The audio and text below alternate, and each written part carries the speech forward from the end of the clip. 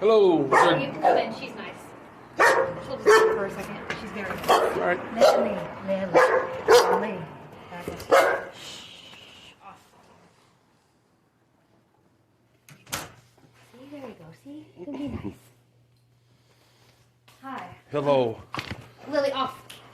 You Grayson or? Yes, I'm Okay. Grayson. Okay. So how can I help you today? I'm gonna get my boss. Oh, Sheree, I need to run some.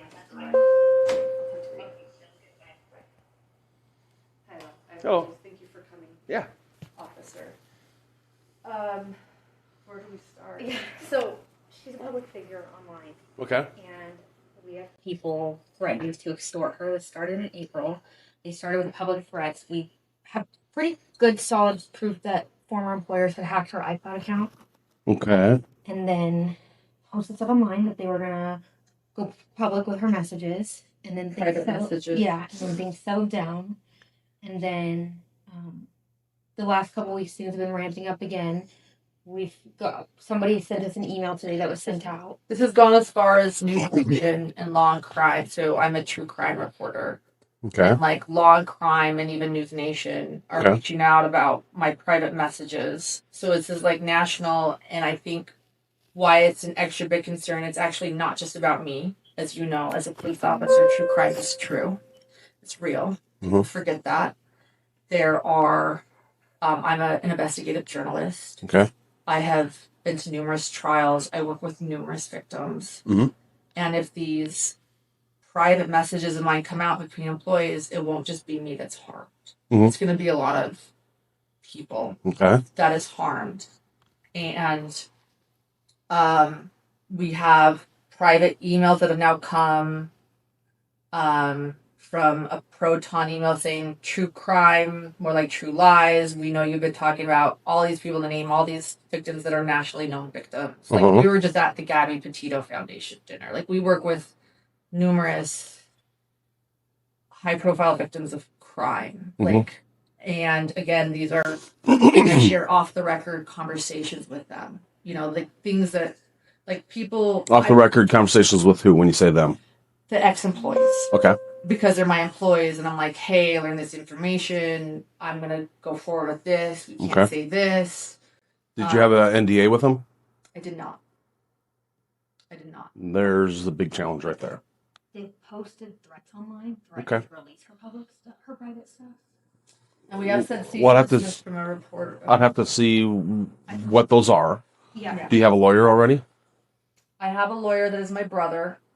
He sent cease and desist, and someone wrote back saying, okay, dear Lauren's brother. I mean, he's a good lawyer, you know, so that's why I use him. But, you know, they, but yeah, he sent cease and desist and said these are very private, and he cited case law and laws. And I have those, the cease and desist sent. And, Cited the computer fraud for hacking your. Well, did you share your password with employees so they could do things under your premise? Like in your absence, you says, here's my password, go ahead and... I sent them some passwords, but then the employment terminated. Okay. And I changed what I thought were all my passwords, and I am concerned that I did not ever give them permission to get in an iCloud whatsoever. Okay. And the employment had terminated, and I actually think they went and figured out how to get into it. Okay. So that was a matter of permission. I'm not a big IT person, so I mean, how they could hack it, because Apple's one of the hardest things to hack. So it would have to be, I'm leaning more to the point of a shared password that wasn't changed. Yeah. Yeah. And when were they terminated? Did you have a termination letter, or what'd you have? Yeah, yeah. I have termination letters. But you don't know who's, so it sounds like there's more than one There's there's more than one person that could be doing there's this. multiple people involved. People I've talked to have been saying names of who's involved, and they are telling me you need to be prepared for this to go public. They want her head on a platter. They want to destroy her. Okay. Like, these people are. I have the first threat here, and I have the email that we got So what's the threat? What's the words of the threat? This one was public service announcement. So for context, she had a private conversation with another person who works for her this day, and just that she was really upset about the falling out and how this ended, the employment stuff ended. And 2 hours later, this goes on social media. Public service announcement. You better quit lying in private before the truth gets told in public. I'm not sure if you're suffering from delusions or amnesia, but you're trying to play with OG Crash House. We don't mind exposing what needs to be exposed. Didn't act you as a courtesy, but don't mistake that for hesitation. They put that in a public forum. Okay. And then at first, take a screenshot of that if you can. Oh, I have it. Okay. At first, I told her, I'm not sure that this is what you think it is. Like, this could just be coincidence. And then... Or an idle, a threat in a sense of, oh, we have stuff on you, but maybe they don't. Right. Well, and I was like, how would they have... But how would they have gotten that message? Yeah. Give me 1 second here. Hey, I'm going to call for service right now. Are you going to be in that area for a little while, or? You got a particular location you got to visit?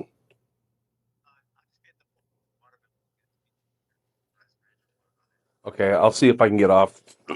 I'll text you when I get done with this call for service and see if you're still in the area then. All right, thanks a lot, man. Bye. So when they posted this, I said, I'm not sure. But I started digging. By that point, you had lost access to your emails. That we thought was really strange. We're like, that's weird. You've lost access to your emails. I was able to recover those and locked everything down. I could tell that things had been messed with. Okay. And then we went to a trial that we were reporting at 2 weeks later, and somebody came up to you and said, all your messages are everywhere. People have them. And they're horrible. And so that's when we... And other people Did they say specific though? Because to say there's a lot of them out there that's not specific, that's just... I'm just trying to say that somebody truly saw, or they're saying that they saw. We received some of the messages that are out there. You received the messages that somebody else... Screenshots of my private messages from a person that shouldn't have had them. Okay. And exactly what I thought. This person was hurt by things said about her in private. Okay. I apologize. But again, like I said, people just think this is a fun game for them. And like there's one person who volunteered for me, for example. I'm just using an example. I learned is suicidal. Mm-hmm. And behind the scenes, as she's volunteering for me, behind the scenes, people are complaining. My employees are complaining about this person. Mm-hmm. I'm like, look, I know, she's annoying, but just deal with it. Yeah. If she gets this, you know what I mean? This is to me, I'm like, and I know you guys deal with this every day. People are assholes, but she could self-harm. Do you know what I mean? This is so upsetting on so many levels, not just oh, woe is me. Right. I care about all these. I get it. People. I get it. But my job is to decipher if there's a criminal act or not. Correct. Okay. So there's a lot of crummy people out there that are horrible to other people, whether it's child against a parent, parent against a child, saying ugly things, saying many ugly things, which is despicable, but it's not against the law. Sure. So that's what I need to do is decipher if a crime has been committed, and then what route we would go down to trying to prove that. Yeah. Correct. Because cybercrime is it's a whole different challenge and stuff. So, I agree. And I hear what you're saying. If they're not asking for money, it's hard to say that there's extortion there.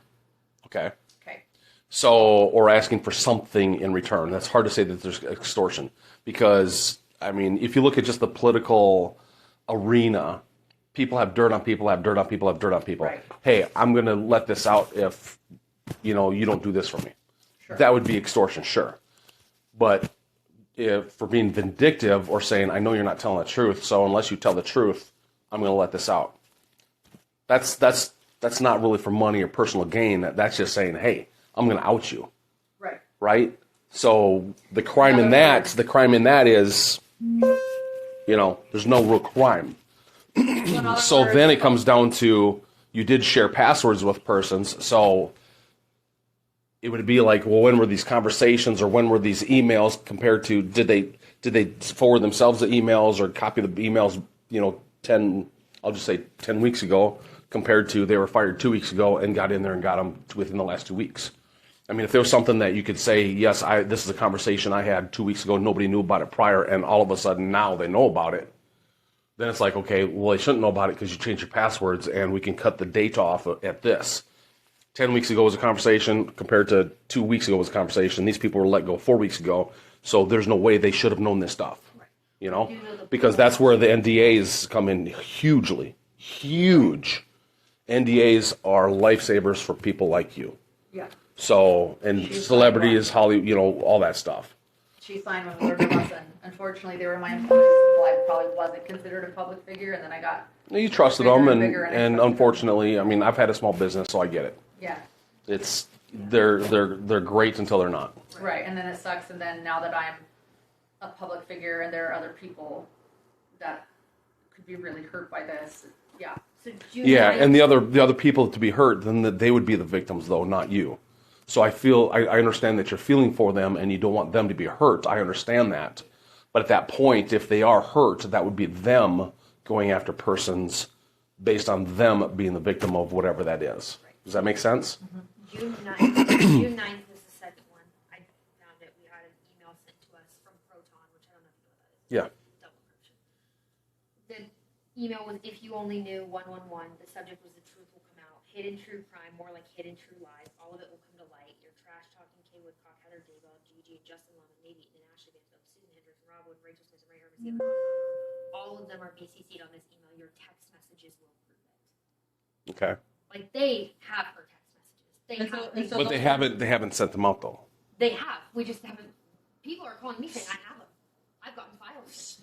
So you've seen the text messages. Seen Did they say where they got them from? We know some. I know. We could give you people who do know where they came from. So we called someone today. And the So they would have to. That's a person who said News Nation has reached out, Lawn Crime has reached out, and she said they would have to be willing to work with us to help us find that. So that's the challenge as well. Because news people, they're like, we don't want to reveal our sources. I think this person. So that's the big challenge too. I think she would. And I explained to her. I said, then is this going to be considered slander? Have you talked to your brother about slander? we've talked about everything. I mean, I called him this morning. I had a meeting with him this morning when I started realizing how this kind of happened this morning. Is I've been working behind the scenes for a few days trying to figure out what happened. And I get on a call with somebody this morning, and somebody said, "Is Stephanie a former employee of Lauren's?" And I said, "Yeah." Like, I didn't know this person knew who that was. And this person tells me, "Okay, well, I was told I should call Stephanie, and she'll give me everything. She has all those screenshots. She's the one with everything." Okay. And Stephanie was sent to cease and desist. We knew she was one of the ones that was doing all this behind the scenes. But then you'd have to prove that she shared after the fact. Let's specify this. I think that somebody could tell you. I do think Gigi respects police, Yeah. and if she knew that police were calling, I think that she might share the sources. Yeah. She wouldn't Okay. share it with us. Okay. I do think, and she's the one who said that she had heard from Lawn Crime and News Nation. Okay, and so once again, hearing it and seeing it are two different things. She said Because then they're it's calling her. She said Then that it's- she's received voice hang messages. on. Okay. Because then it becomes hearsay. So because they're calling her doesn't mean she has the information. So she has to be directly connected with the person. So a person goes to Newsweek or whatever, Newsweek comes back down, that's not from her. That's through completely different sources. It has to be direct. She did So say she she has files said and everything. she has files and files of emails and texts, including voice memos. But where'd she get them from? That's where you come in. We don't know. We I thought you asked her. We asked her and she wouldn't tell us her source, so I think she would tell you. But that was the question. Like you said, would they tell? You Yeah. don't have to call if you don't want to, but I'm just... No. I mean, if she's not going to share with you, then I don't know why she would share with me because she doesn't have to.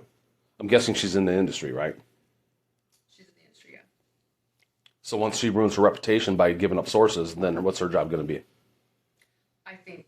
I mean, I could have a conversation with her. I hear you.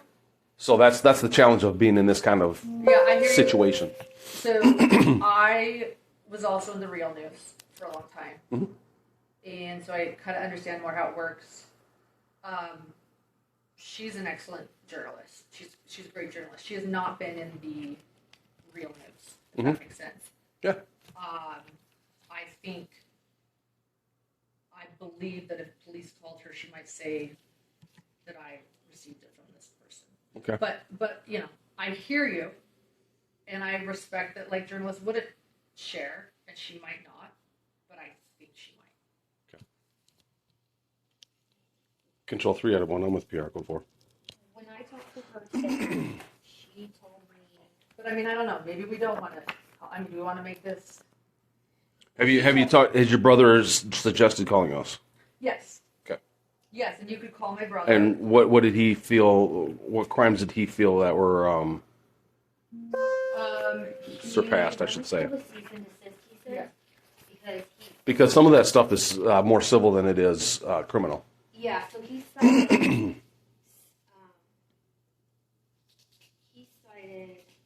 Extortion would be criminal, but other things within this could be more on a civil level than a criminal level. Yeah, and forgive me, I'm getting some water. That's fine. Do you have an identification or a driver's license I can just jot down quick? Do you got a Nevada driver's license or from another state? I have a Nevada driver's license. Okay. Here's the cease and desist he sent Stephanie. Unauthorized access of private accounts. Dissemination of private. But we don't know that she did that after the fact or before. If she took all this information before the cease and desist. And here's the thing. I'm not saying it's possible one way or the other. What I'm saying is anything that I would have that may be criminal would go before a judge or actually before a district attorney. Then the district attorney would have to look at it and say, yes, I think we have enough information to go forward into court. So in a sense, I almost act like a judge in a sense, being like, what do I have? Because if I don't have nothing, or if I have questionable information, or a third party is telling me this information by hearsay, I don't have nothing. I work on facts. That's what we do as police officers. We're supposed to. Absolutely. No, absolutely. So that's I hear you. so yeah, the information prior compared to the information after, that's where the NDA would have saved a lot of headaches. But the cease and desist, there would have to be proof of her continuing this process after the fact. Right. So that would be like contacting all these people that have this information and saying, who did you get it from? And them saying it was from her, and then say, when did you get it from her? I'm sitting down to So. information, not to. Should we call John? I think the other concern too is they might have even just like text between my husband and myself. From what it sounds like. I'm sorry, say it again? They might have text just between my husband and myself. Okay. He's my co-host. He's a criminal psychologist. Okay. And I hear you. You go by facts. I understand that, and a lot of this is in the works, right? So like, it's right. Exactly. I'm sharing. So we get it. We're sharing circumstantial evidence with you that could later become a fact. But I hear you. You need facts. We're trying to figure this out. So thank you.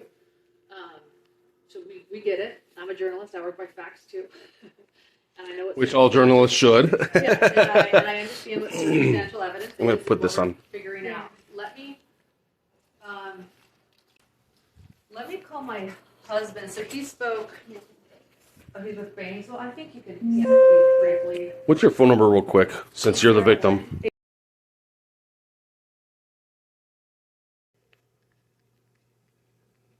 I don't know if you know the Lori Vallow Daybell case. Do you know?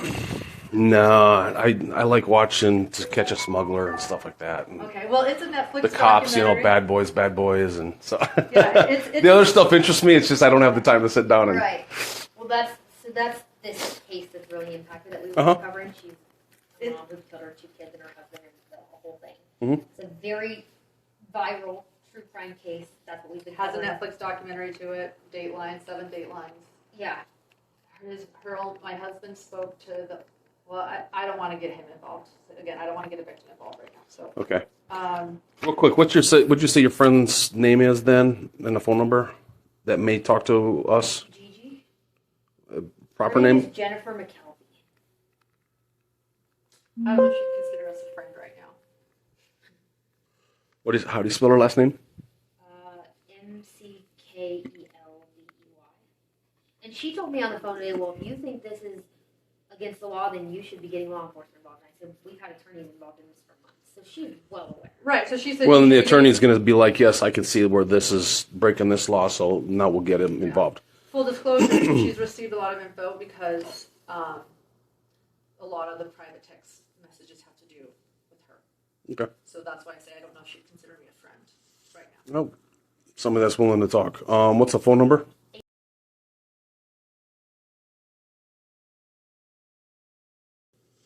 And she lives in what state?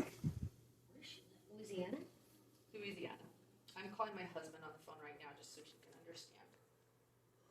So My what? husband's in a lot of work. So it sounds like there's a lot of emotional stuff and you're very upsetting stuff. I get it. So what area do you feel? Because right now, I hate to say it, but from my point of view, and I'm going to call my sergeant and probably get a detective involved, at least for the initial information. Thank you. Right now, I'm not seeing a crime, but this isn't my forte either. Sure. Your call has been forwarded. That was my husband, by the way. I was trying to call. My husband does criminal assessments here in the state of Nevada. So he's licensed here in Nevada and Utah. Because people say a lot of crummy things about other people online and stuff, Yeah. and then when it comes to threats and harassments, there has to be very specific threat / harassment is a series of things for the most part. A threat is got to be very specific, and it really stinks for us as police officers, but it's even worse for the victim or the person that's being victimized. And the reason I say that is somebody could say, I'm going to come over, and make sure I take care of you. What does that mean? Right. Depends on what happened prior, right? We can document that kind of stuff, but does it mean they're going to come over and wash your car? Does it mean to come over and cook your food, tuck you into bed, or come over and, beat you up? It's not specific. It just says, I'm going to come over and take care of you.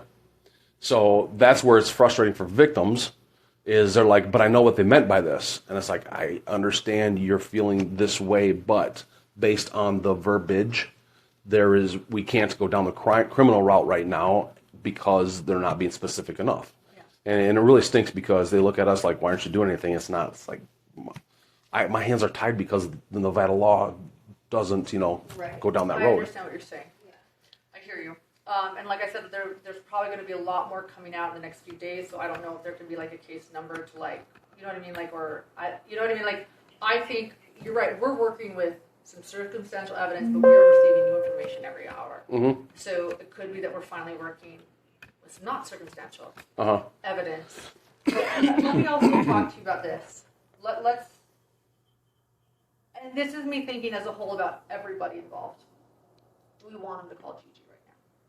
Could that escalate things? It makes me wonder if they will go public right now, just because it's like, let's just get it off our plate. Yeah. And again, I am the victim, but there will be other victims.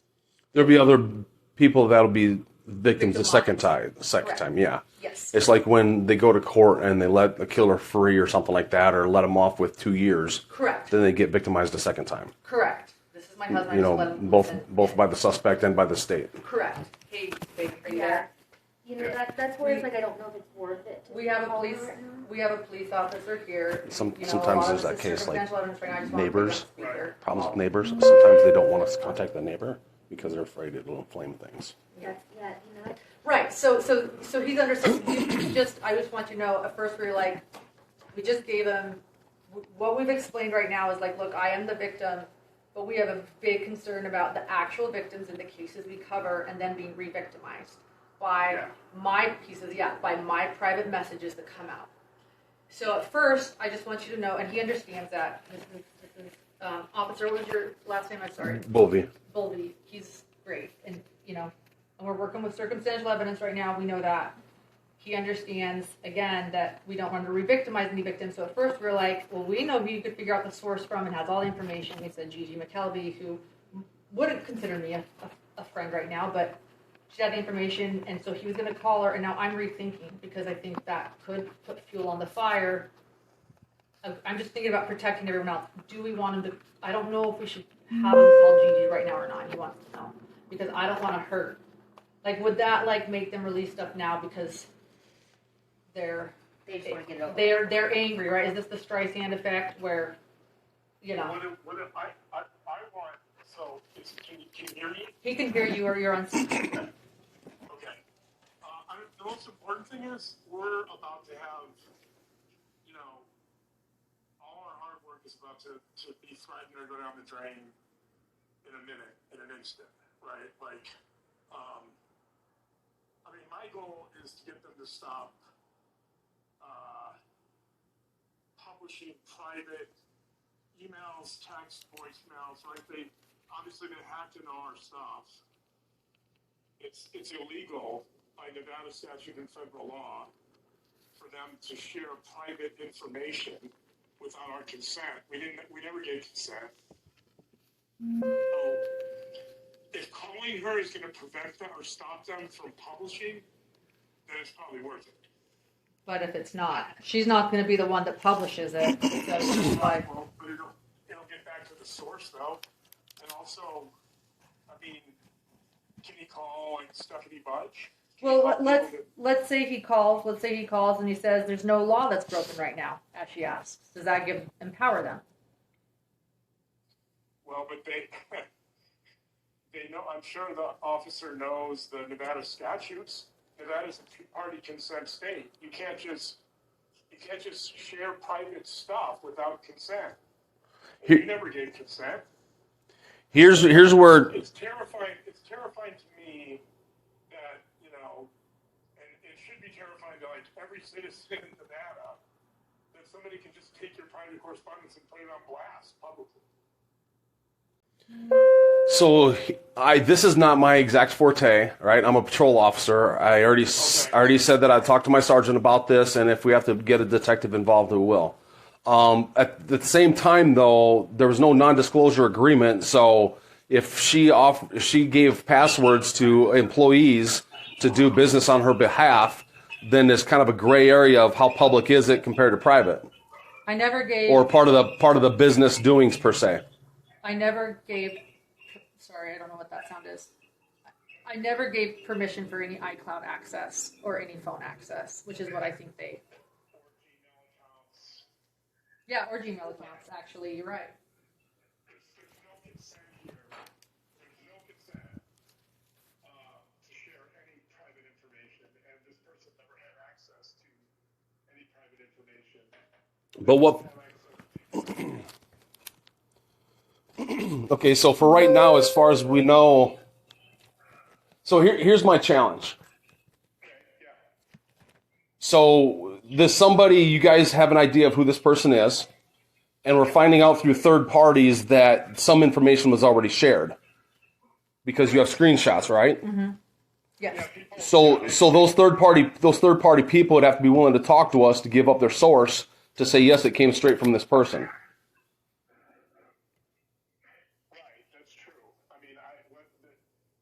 And if they're investigative reporters, I don't know how many investigative reporters are going to want to give up their sources because that's going to tarnish their reputation. So if we had a way to figure that out without them, I mean, not saying we can't call them, but if there's a way to figure that out without them, then that'd be more beneficial for sure.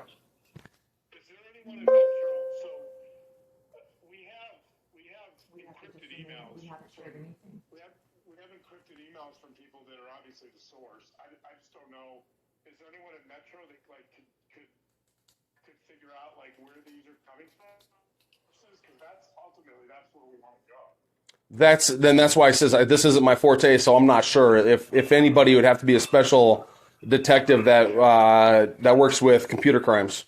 And what about the harassment aspect too? I want to point out the harassment aspect because again, we're getting these cryptic proton emails saying you're about. We've blind copied all these people, even though you blind copy people so that people don't know you blind copied them, and they're like, we blind copied everyone. We're doing this. We are outing you. Yeah, there's like multiple emails like that. Also, I feel like lies in like harassment. Like, why are they doing that? Like, this is like a game to them. This is, you know what I mean? Like they are. Like I said, there's a lot of ugly people that do stupid things, and they're mean people that bully people and stuff like that. It doesn't mean it's a crime. Right. So I get what you're saying with the possibility of doing this. And even the blind copy, not knowing who those people are, if there are people, it's that's what we don't know right now. One of them is another person that I work with. Is extortion a crime? Because I mean, they're Extortion would be them asking for something. Did they ask for money or anything? I haven't seen that. You just kicked that email out today. What are they threatening? Well, they're threatening our livelihood. That's a bit gray. I don't know about that. They're just saying to put out information. So I'll tell you what. I'll talk to my sergeant right now with what I have, and we'll see if I'll see. They'll probably end up getting in touch with our cyber detective and see how this might play out. Okay. Okay, yeah, I know, officer, like, by the way, just as an aside, I worked, not in the last few years, but I've worked closely with I have in the past, your internet sex crimes, Uh huh. and I've done a lot of evaluations on sex offenders that got put away. Obviously, that's a very different crime, but I just want to say that, I've always appreciated Metro and worked closely with you guys. Thank you for listening to us. Yeah, I think the problem here is, right, I know technically, since they haven't published this stuff, it's kind of hard to, like, say it's a crime, but on the other hand, like, according to, like, Gigi, they're like minutes away from publishing this stuff, so, like, we're trying to salvage our reputation, but, like, Well, not just our reputation, but trying like to be the you're victims. trying to be proactive. I get it. Yeah. yeah, exactly. So I don't know, and yeah, it is a little confusing. Like, technically, after the damage is done, yeah, you've got federal crimes and you've got state crimes, right? But, like, and maybe they're just playing a game. Maybe they're not going to publish. I mean, unfortunately, we have sources that have said that they've seen some of the emails and they know they're coming. So I don't know. I don't know what to do. We just try to, like. Yeah, my concern is the whole text of like these will be shown by your text messages. Like they're very clear that they are releasing your text messages, and the fact that they were in your iCloud account, which is cited. I've never given them a password to my iCloud. Like, And you've seen a direct copy of a particular text. Then I've seen somebody show me one in person. Yeah, I've seen things. or do you have it sent to you right now? One that you know for a fact is from your iCloud account. Do we have one from Do you? Did you get it? Because here's what we usually do: we go by the screenshots showing the proof of, and I mean, Yeah. it's kind of like a financial crime in a sense. We need all this documentation, the bank account records and all that other stuff, So having all this stuff, you can talk about it, you can say I saw it, but without the proof, once again, there's not a lot to go off of, or nothing to go off of. So the proof is what we need. I think if he calls Gigi, I think if somebody official with law enforcement calls Gigi and says, we're aware of the fact that you believe that you've seen texts that are private correspondence. These ones aren't iCloud, but these are her private messages that have been sent around and were emailed to us. If you call Gigi, I understand. if you call Gigi and say, we have information. They're crossing out names of who's in it. Wait. November John, 23rd, okay. Wait, hold on, John. There's two people talking. Hold on. Okay, go ahead, John. We have information that you've seen private texts that have been shared with you from Lauren's iCloud account, which, by the way, is a crime. That's illegal. It's a federal crime because we're going across state lines. Like, you can't share private information. Well, I don't enforce federal crime either, so the FBI would probably have to get involved with this. Right, I agree. There's actually two federal crimes here. But, yes, I know the FBI might have to jump in. Like, Because this may be more FBI than local. That's what I'm thinking. I don't know. We all agree with that. But my biggest concern though, John, is if Henderson Police calls, because this isn't their jurisdiction, they're not federal, and they say to Gigi, we don't know if there's a crime that's been committed if she asks. This goes further. Then it goes further. And if if he's still trying to figure that out, he can't say there's been a crime that's been committed if he's still. Have you submitted anything to the FBI at all yet? No, We made a police report in Arizona in April when this first started. Yeah. And what'd they say? They listened and took a record and then said, would you want to press charges? And we said yes, and we didn't hear back, and then things kind of died down, so we thought everything was done. Have you contacted them recently? Because here's the thing, if this started when you guys were in Arizona, and you already gave a police report, doing a multiple 2 times, 3 times police report still makes sense. And now it feels like that's what I'm kind of doing. Okay. The reason I called you was because we live here. We were in Arizona on a business trip. Okay. And so that was why I got them involved while we were there, because I was worried about her safety. She had somebody physically coming out threatening her at the courthouse. Okay. Yeah, bailiffs had to say, leave her alone. Okay. I was concerned. Did you call? Yeah, that's completely different. Did you call Arizona and try to find an update on? So what was reported down there? Was this reported down there, or just the situation at Arizona? The beginning of this was reported in Arizona, and But it's a different crime. That was somebody's basically stalking and threatening you physically. Okay, we'll keep that out of it then. Yeah, this is an internet crime. That was somebody who was harassing Lauren and threatening to harm her physically. Okay. Let me talk to my sergeant. Probably talk to our cyber guy, and go from there. I'm not going to try to call Gigi. I know. Do you see my concern with it? Yeah. No, 100%. While you were on the phone, we have that a lot with like neighbors across the street, next door, apartments, Right, whatever. like, where this like, will backfire. hey, I just want it documented. I don't want you to go talk to him because I'm afraid it'll escalate. I want it Correct. documented. So a lot of people do that as well. So based on your concerns, I will not make a phone call to her. Okay. Not at all. Let me talk to my sergeant and see kind of what direction we're at right now. Because right now, all I got is somebody saying they're going to do something and haven't yet. And your lawyer sent out a cease and desist to that person. Right? 3 people. That person may or may not have shared information to other news sources per se. Correct. And the reason I say may or may not have is because they would have to tell me it came from that particular person. And then we got a text message, copies of text messages from 2023, which And I want to point that out are being that sent the out. So there was a text copy of a text message, screenshots of a text message that is being sent out. And who'd you get that from?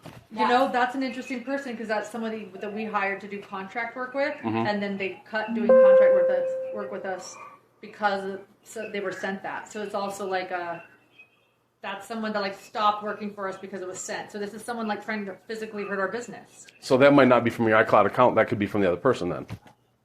they were sent it by the person that we've been telling you about. They said that.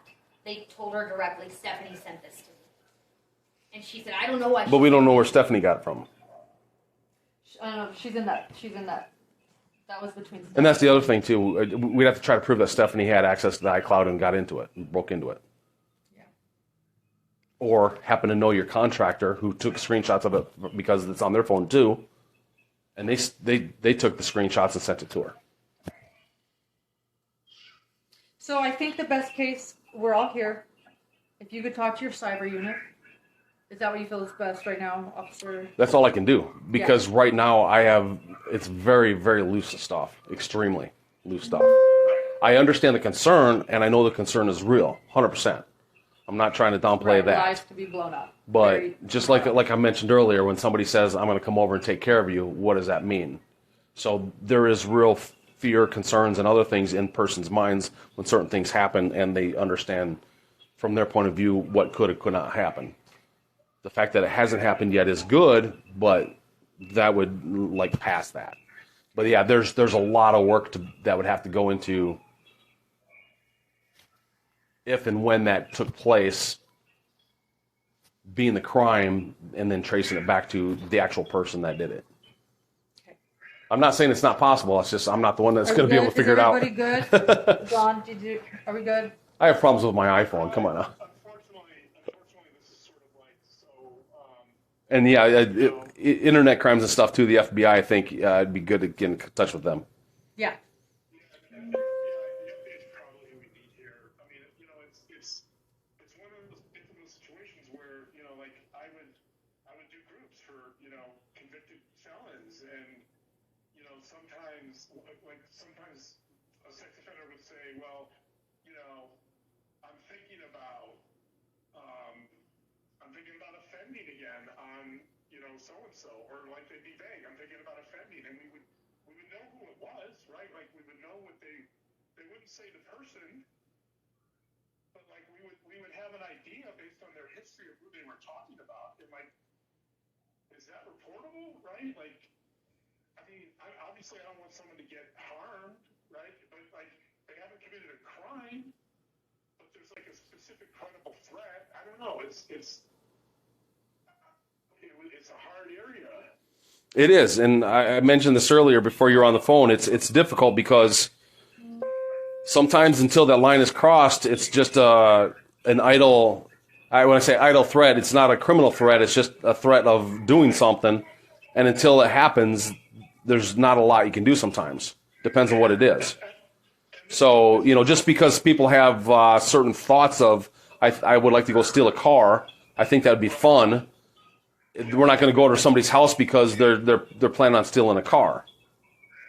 Right. I guess, like, in this case, well, I know. I think there's a specific credible threat, but I don't know, like, yeah, technically, until they publish the stuff and cross the line, like, it's hard to know what to do. I mean, I guess we're going to... Well, that's where the cease and assist from the lawyer is huge, because then they can contact the lawyer, know that the lawyer is real. Lawyer can utilize certain federal laws, certain state laws in that, saying, if you do this, this is a law you'll be breaking, blah, blah, blah. Sometimes it's educating the other party and makes them be like, oh, man, that's not a good idea. Well, unfortunately, one of the other parties, her husband, works for the FBI, so he apparently doesn't seem to think this is a big deal. Well, we don't know. We don't know if they've talked. I mean, not the best marriage, so let's be honest. We don't know. I don't know what's been said, but I looked it up. The statute on these things it depends on how bad it is, but it's at least 5 years in prison. It's a felony. So, I mean, it is serious, and it's obviously there's civil issues in terms of if they ruin our business, which they would think our business would take. Yeah, I brought up civil earlier. Oh, 9? Okay. So, and obviously it's going to be multiple counts. If it's here like 10 items, it's potentially 10 counts. So, I don't know. Like, it's frustrating. I get it. Right? It's frustrating because obviously our best case scenario here is to stop this or stop anything from being published. Yep. Hey, so I think I feel good where I am, John. Are you okay? Yeah, I mean, so you don't think you should call Gigi? Well, I think we have the concern. He can't say right now that there was a crime committed. So if she asks, he has to say, "I don't know," and then that gives him power. So I mean, it could be. This could just be an intimidation campaign, right? Like to scare us. I mean, that's true. Like it could just be like we're gonna ruin your reputation without publishing a thing because we're implying or we're inferring that you're immoral or whatever the hell they're implying. Like, you're not supportive of people you should be. So I mean, it could just be intimidation, but is there any way could we get a referral to the FBI? Is there someone at the FBI we can contact? Yeah, you'd have to just contact the FBI office itself. I think you can do an online report, but I don't know. Okay. I don't know how soon you'd be contacted by anybody because it goes into their big system. I would say the local FBI, I think, is downtown near the detention center or the courthouse or something. You could go straight down there and talk to a desk officer or something and say, hey, we want to talk to somebody about a situation we have. Is that right by CCDC? Yeah. Okay. Yeah, unfortunately, I've never had to go in there, but Yeah, I'll go. I almost I had a meeting with them when I was concerned about that one crime we were covering, John. Right. Yeah. Yeah, I know. And I had an appointment with them, and I just was unable to go because we went out of town. But I can figure it out. We had some people threatening us. So, I mean, what's their offices? They probably close at 5? Yeah, we can work it out, John. We're standing here with an officer. Can we call you later? Okay. Okay, bye. Yeah, let me go talk to my sarge and see what he thinks, because this is very unique. It's not something we go to, not even on a monthly basis. Maybe once a year kind of thing. And then you got multiple officers with beginning of the week, end of the week, days, swings, graves. So, I mean, for me, this is my first time in 5 years that I've dealt with something like this. So, but that's why we have the people available that have a little bit more experience. If he has to bring it up to the lieutenant, they'll talk to the lieutenant, and then kind of go from there. Does that make sense? Yeah. Do we need to give you any more of like the emails, the double encrypted emails, or the? I would say right now, the big challenge is because you're getting these from other news sources. The email was sent. You were in that Facebook group where that threat came from, so you pulled that. Yeah, no, that and threat the email was sent to us. That threat was written by my ex-employee, and it gets her name on it. It's from her email source, that kind of stuff. No, it's from her direct social media account. Okay, social media. Yeah. And what did that one say? That was the one. If you talk in private, we'll expose you in public. Didn't act you as a courtesy. That was my ex-employee. That was 2 hours after she had a private text conversation with somebody else about the falling out with these employees, explaining some anger. So that's why at first I said, I don't think these are related. No, I got it. I just need specifics for my sergeant. So that's one thing. But those text messages that you have are from the copies of text messages? Yeah, those were sent in April from somebody else, from a friend of mine, who sent them, who got mad at her, and sent them from a group. So she got them from somebody else, basically. Yes. Okay, so in a hearsay kind of. 1 second. I don't want to say hearsay, but you got it through a third source. My husband is back really quickly. He said a couple of action items. Go ahead, John. Yeah, I just wondered if we could get a report filed so we start having somewhat of a paper trail on this, if the FBI wants that. Number one, and number two, if we could get a consultation with the Internet Division, I think that would be helpful just to see what they say or get their feedback. I feel like the more options we have, the better. So, like, if we could get those two things, that would be great. I'd really appreciate it. So a report, we usually do a report for crimes. I got to talk to my sergeant about this. If it's, I mean, we document everything, but if it doesn't come to the point, we don't necessarily do a report for it. Not a police report, just like an incident report. Yeah. I'd definitely get you that. And as far as somebody contacting you, once again, that's going to be up to the information that I give them and what they got to say for reply. And if they, I'm not even sure, because our cyber guy is tucked into computers all day long per se. That, I mean, few people know who he is. So.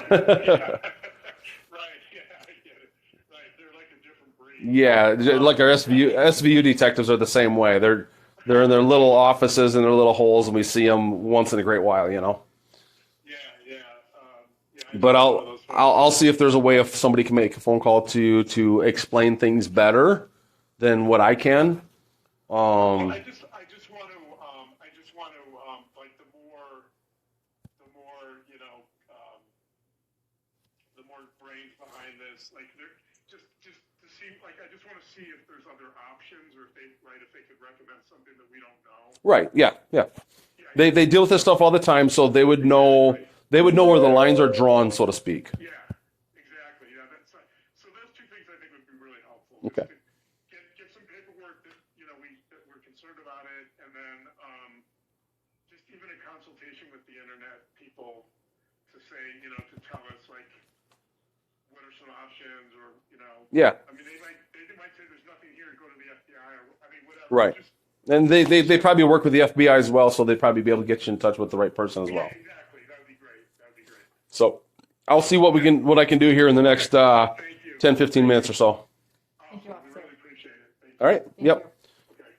All right. And I'm sorry if there's anything to interrupt you there. I apologize. I'm just trying to think of hard data. So the text messages are from somebody kind of thing. Emailed to us, and then emailed to us after that person confronted you in the courthouse, and then the Proton email came directly to our account. So that wasn't forwarded. That was directly to our account. From the Proton encrypted. The person that's hiding. so directly, so you don't know who it was from. It's just Correct. We don't know Okay. who it was from, but they sent it to us. Okay. And they said, But that was we the same- have copied all of the. That was the same thing saying they have dirt on you, pretty much. In so many words, they're saying they have dirt on you, and Your texts are going to be released. Did It's they- shown in your They text. said your text, your Yep, text yep. will be released. and but they didn't say your text will be released if you don't do this, and they didn't say your text will be released at this point. More like Hidden True Lies, all of it will come to light. So they just seem to be upset and are saying it could be released. All of them They are will be BCC'd on this released. email, and your text messages will prove it. Right. So they're saying Certain we're- people are BCC'd, yeah, Yeah. but we don't know who. Well, they say Be- who they BCC'd. Who are they BCC? That's stupid to say they BCC people. That's and what I'm saying. That just doesn't we're make sense. That doesn't make it sense. doesn't make any sense. I agree with you. But when I talked to Gigi today, she goes, "Well, the first email came from a Proton," and I was like, "You're fucking bullshitting me." Like, because So let's go- Yeah. I want to go out and talk to the sergeant. So that email basically says, in so many words, you're full of lies, blah, blah, blah, the truth come out, blah, blah, blah. we're going to release your text. That's it. We're going to release your text publicly. But they didn't say we're going to release it on Monday, we're going to release it if you do this, we're going to release it if you don't do this, nothing like No. that. They just said we're going to release it. Correct. Okay. Thank you. I'll be back. Thank you, officer. Oh, let your husband know I'm Henderson too, not Metro.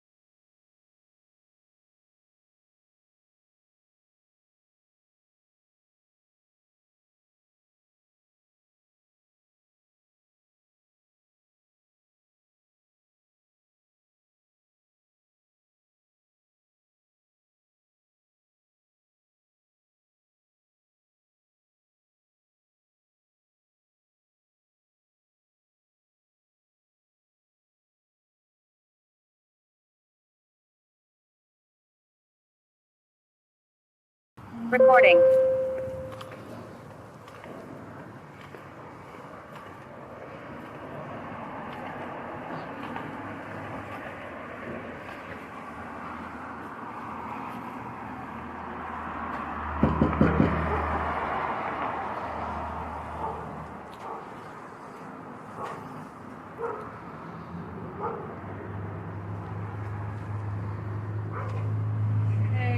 Hey. Hold on to the. Hello. Come on in. Okay. Come on in. Log on. The officer's back. Hello. Okay. My husband actually happens to be on the phone right now, so this is. Yeah. So I just got to ask a few more questions, because I know there's the threat of the possibility, but the possibility doesn't take place. There's not a lot we can do until they do that. Okay. So yes, there are crimes that would be committed if they cross that line, Okay. but the threat of saying we're gonna, release information, that's not necessarily a crime. It's not a crime until they do it. Does that make sense? Mm-hmm. So, There is some information that has been released, texts. Like we haven't seen it, but it's being. No, we've passed seen around. this. We've seen the text. We have mailed texts from people. Okay. but they're not threatening text or anything like that. No, we just have her private messages that have been sent out. Okay, so who did they get sent out to? They got sent out to Gigi. They got sent out to Christina. They got sent out to Kay. We know that. They got sent out to. So any one of those that you sent text messages to could have copied them and sent them, It's and that's where we're at. Oh no, You have those mo- messages weren't sent to those people. We're saying the people that took her messages sent those to those people. I need to know the original messages that you're saying were stolen. Who do they go to? Who did they go to, or who sent them? You sent them, right? No. It was between you and somebody else. That's what you're saying. I sent them between Stephanie and Colette, Stephanie and Colette. And who are Stephanie and Colette? my old employees. Okay, so they're text messages to them. Correct. So it's their text messages to them, not just yours. My text messages to them, they have. It's a combined text message. It's a conversation. They're not just yours. It's yours and theirs. But yeah, they're It's a conversation. private. Okay. So what was copied then from that? Can you show me again what you have?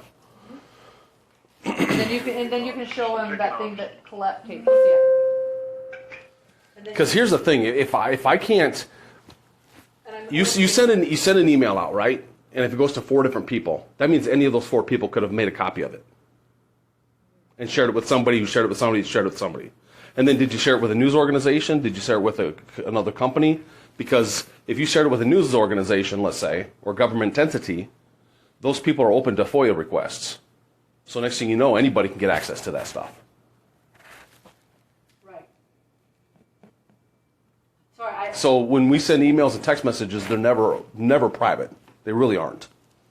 They're expected to be held private, hopefully, but especially when it goes to government entities and stuff like that. If anybody sends me an email to my military, well, it used to be military, to my City of Henderson email, your city. somebody can do a FOIA request asking for all my emails. Correct. Yes. I didn't send these to any media. Okay, so who did you send it to then? Stephanie and Colette. To 2 people only. Yes. Yeah, they're on my private cell phone to their private cell phone. Okay. Yeah. Okay. So there's no official email. There's no So official phone. so those are emails and text messages? Text messages. Just text messages only. Yes. Okay. The email part of it, although they're saying they're going to release information, did it say they're going to release emails or release the text? So nothing about emails whatsoever then. No, They're sending emails. Okay, I'm just double checking. Yeah, so they're sending. Making sure I get this right. They're sending emails threatening to release my private text. The private texts. Okay. And so you think the private texts that they're threatening to send are the ones that you had with these 2 ex-employees? Correct. Yes. Okay, and what's their names? Stephanie. Or Is Stephanie. that- She also goes by Stephanie. Stephanie PH? Yeah, STEPHANIE, and Yep. it's. She goes by both. Or. And she lives in Nevada, I'm guessing, or no? Louisiana. No, she lives in Louisiana. Okay. What's her phone number?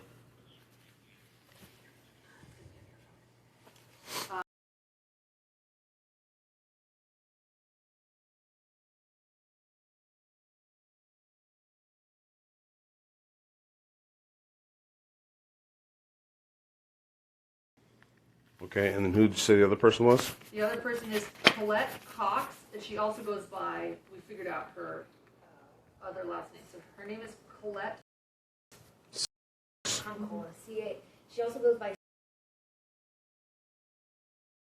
Okay, so she has a married name and a maiden name. So I don't know what her legal name Okay. is. Ira is Say that again.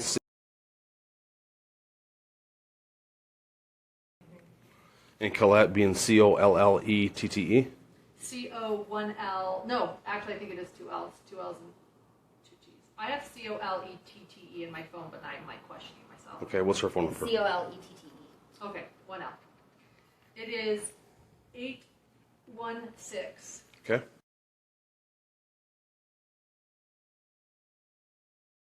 Okay. She lives in Louisiana as well? No. She lives in Missouri, Kansas City. I believe I'm from there. I believe she's on the Missouri side. Okay. You don't happen to know birth dates or anything like that? Just stretching it. No, I think I could figure out. Yeah, Stephanie Budge's birthday. Okay. Can you try to look up And the reason I'm rehashing this is because both of you are coming with different information from different angles and stuff like that. So, you know, certain things are crimes. So like defamation, let's say, right? Although it hasn't happened yet, it's, you know, false information, intended ridicule or for hatred purposes and stuff like that, right? Yeah. So, but nothing's been released. So it's not definitely. Disseminated privately, but yeah. It's not released to the media per se or put out there. We have a recording with Gigi this morning. She called Gigi, and Gigi said it has been released to the media and to brace ourselves. And Okay, so once again, it had to be several things. Hatred is one of them. Being ridicule, false are these. If it's just text messages, then it's not false, right? So that's where I'm going with this.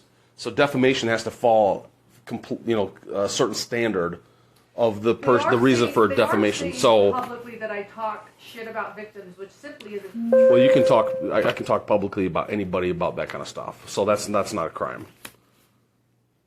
So that's why I'm trying to fine tune this to find the crime in what's happening. Okay. Stephanie's birthday is.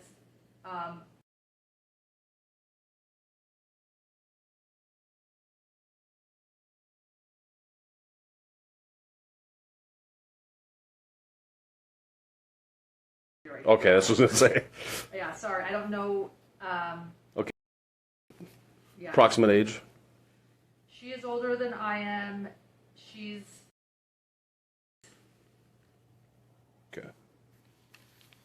Um. Show me the text message that you received. That you're fully aware is out there. Yes.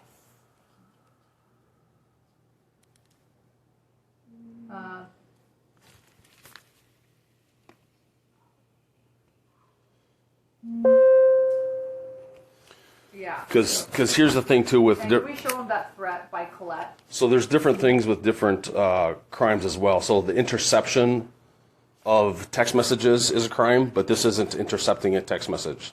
This is a text message that was sent to them that they screenshotted that they're planning on sharing with somebody, or they have shared with somebody. You're saying. As of right now, that's what we know. And then that's what we know, and then it could be more from the iCloud. Well, that's what I'm. Hear me out here. I can't go on speculation, okay? So saying, the Gmail, you mentioned, because the reason I brought up emails again is because you brought up Gmail and the iCloud. So now we're talking about text messages only. iCloud is text message too. Okay, I'm hearing you out. Speculation does not do any good for me right now. Correct. I need the facts. So there's nothing to do with emails right now. Okay. There's nothing to do with emails right now. Okay. Only my text So there's no email crimes. Facebook And so- Messenger. So there's a text messages that are out there that were copied that you sent them. They copied them and they shared them with other people. Yes. So when And was this a business interaction? They were employed with you at the time? Yeah. All of those you were paying them at the time. Yeah, so, yes, and when it comes to the iCloud, let me clarify, an iCloud gets you into seeing text messages that are private. So, But when you sent this to them. an iCloud, if they log into an iCloud, they can see other texts that I sent other people that have Yeah, nothing to do but with we it. don't know if they have that or not. We're speculating. Correct, but I wanted to clarify what I meant by Okay, iCloud. okay. I never meant email with the iCloud. Okay. I always meant text Okay. messages. So you're speculating that they might have gotten your iCloud account to share iCloud information. Yes, but when Okay. she posted this threat, it seemed as if she had just seen. She was implying that she had just seen a text I get it. threat.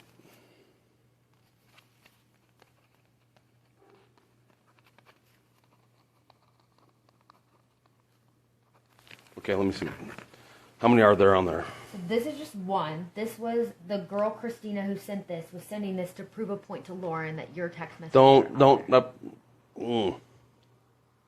I didn't hear what she said. This came from who?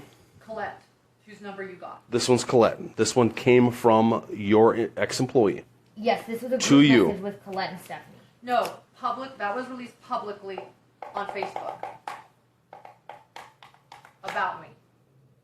Okay, now I'm getting two different stories. Okay, This is very frustrating.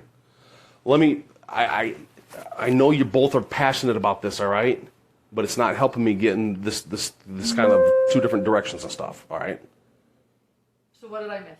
Let me explain this. This message is a screenshot of a group message between Colette and Stephanie and Lauren while Lauren was paying them Okay. to work for her. So it's a message you sent to the two employees Yes.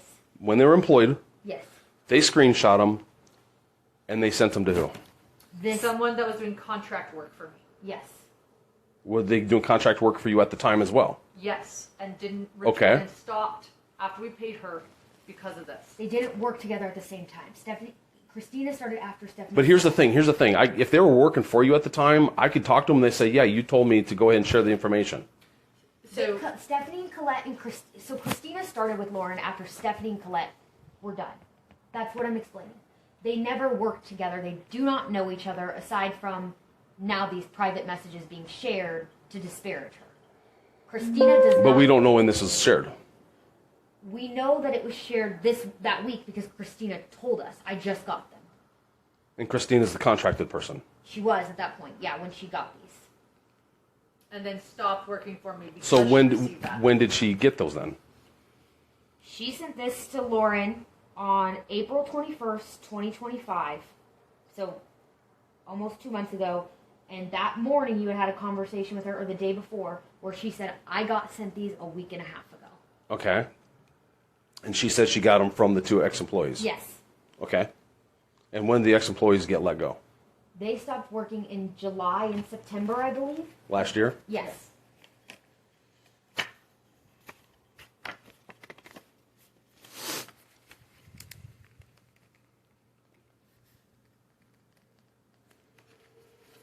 So July for sure, or time roughly July?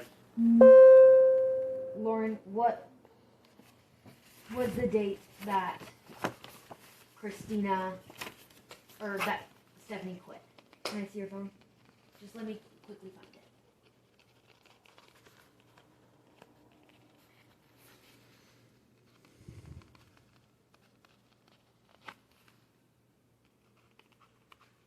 That was on Wednesday, July 10th, was Stephanie's last day. Okay.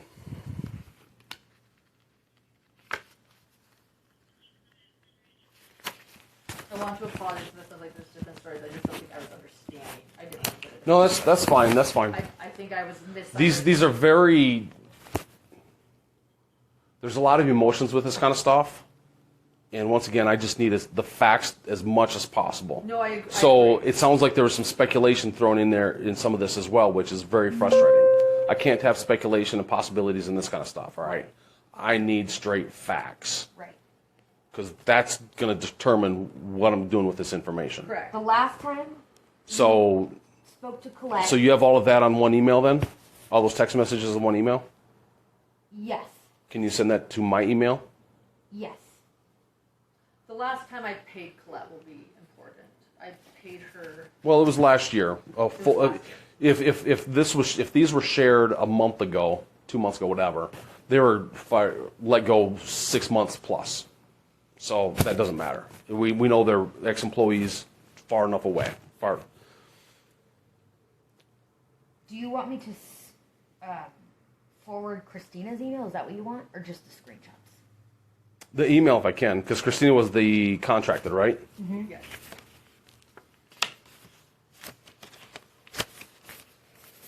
And what's your email? GTB, the number 3, Okay. at cityofhenderson.com. And what's her name again? Katrina, you said? Christina. Christina, I'm sorry.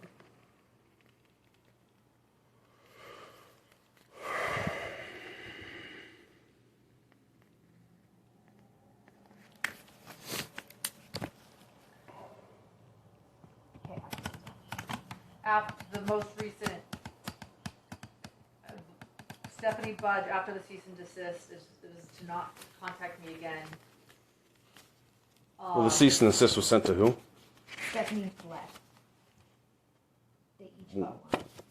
She was told not Okay. to contact Lauren again, and she sent her a screenshot of Lauren's own messages in a group chat. So she was obviously not a fact, but it infers she was trying to dig up more stuff. And she was continuing as recently as June 4th. Says Stephanie Budge is saving voice memos of yours. So I got a June 4th, 2025 notification that said Stephanie Budge saved voice memos of yours. Okay. In other words, my iPhone's letting me know that nearly a year since she's been unemployed, she is now still saving messages, and it was April or May that she, I think, inferred, by accident, but she did factually send me screenshots of my own texts on May 10th, which means also she is still... So text messages that you sent when? Like 3 years ago. Okay. And she's So sending them to me. Okay. After she's been told She not never to had contact me. access to your iCloud then at all, you're saying? I never gave her access to my iCloud. Have you since changed the password then, I'm guessing? Yes. Yes, we blocked it out. We actually got her a brand new iCloud account. And who was that sent it to you? So this Stephanie Budge or Stephanie Chandler. this text thread that Stephanie sent her on May 10th, she sent screenshots of Lauren's own text. These were messages that you had originally sent on May 12th, 2023. So she, after a cease and desist, don't contact me, contacts me 2 months ago with screenshots of mine that I sent her back in 2023. That you sent her? Mm-hmm. Well, here's the thing. If you sent the text to her, of course she has access to it. Correct. It's strange that she's screenshooting them and sending to me. That's all I'm saying. I'm not saying that she's breaking the law, so I'm just trying to give you facts to sort out your... That doesn't matter. If you sent, that's what I was trying to say earlier. If you sent it to somebody and they screenshot it... Yeah, that's fine. Okay, so she sent it to you. I'm not saying she broke the law doing that. Okay. I'm trying to give you context. So she's trying to say she still has information. Yeah, which she does because you texted her and she worked for you for a while. So you're concerned that the text Don't messages... worry about it. It's okay. No, you're concerned that the text messages that she has from the past while she was working for you may be used against you? That's Sure, but the fact that I was trying to say to you, I'm trying to stick to facts too. Yeah, so yeah. I'm not telling you the big picture, I'm telling you something. She is collecting actively, currently, screenshots of my private messages that I shared with her. That's true. Okay. So they're not your... I told her to stop. Not your private ones, because when I say your private ones, it's ones you shared with her. I'll just say this. So I don't think they're private to you only. So text messages you sent to her, Years ago. between you and her, she started saving. And recently sent them to me after a cease and desist was sent to her. Okay. So a cease and desist was sent. Stop it. June 4th, she's saving my voice memos, and she's still sending me screenshots. Like, she is actively, my point is, what we factually know is she is actively still saving our private conversations. Private conversations are illegal, but she is still actively saving them despite the cease and desist. We Okay. also have on record her talking currently to Gigi despite a cease and desist. Okay. The messages, her saving old text messages, is suspect. I get it. Depends what she were to do with it is one thing. Okay. Yeah, I'm just trying to get you information. No, I get it. I'm But not it's saying that's against the law. no. I'm just saying when you use the word private, I'm thinking yours and yours only. That only you should be able to see. But it's not. It's private. It's a text message you sent to her. So it's a shared text message thread that she's saving. Does that make sense? Mm-hmm. Okay. So the cease and desist, I don't know what the cease and desist said. If that says no contact with you or whatever, or no whatever. So that's something that you can give to your lawyer, then he can, do with what you need to. Because some of this stuff will probably fall in the civil area more than a criminal area. Mm-hmm. So, when was the cease and desist sent out? April 9th. Of this year. Okay, and then you said she contacted Gigi after the fact? Yes. And you know this how? We know this from Gigi, and there is a victim named Jerry Vallow. He is a, let me clarify, he is a, because I know everything's very important legally, his brother was murdered, so he's a survivor. Like, he's not the victim of the crime, he's the one giving a victim impact statement. Mm-hmm. He's a big part of this trial, a witness, a victim impact statement, and he let us know today that Stephanie is talking to Colette. Or to Gigi. To Gigi. He called me this morning. Okay, it still goes to Gigi though. So Yeah. He told me this is still third party. I get you're That's getting fine, information. I'm just asking. I would have to talk to Gigi. She would be the one that would have to give it up. Okay. That's great. If that's what you need to do. So once again, when was she contacted then? Gigi, or Yeah, Gigi. that's something she'd have to give up to you. But she said that she was contacted after that, or through this other party. This other party says Gigi was contacted after that. Gigi told me the first email she got regarding Lauren's private communications was during the trial last week, which came from a Proton email, which is the same email we got on June 9th. So that was the first communication that Gigi had, and then Gigi has since been talking to Stephanie because Jerry Vallow told me this morning, did a woman named Stephanie used to work for Lauren? And I said, yes. And he said, Gigi told me last night to call Stephanie, and Stephanie will tell me everything. Okay, so Gigi received an email last week, two weeks ago? And said she's received multiple more with files of Lauren's communications.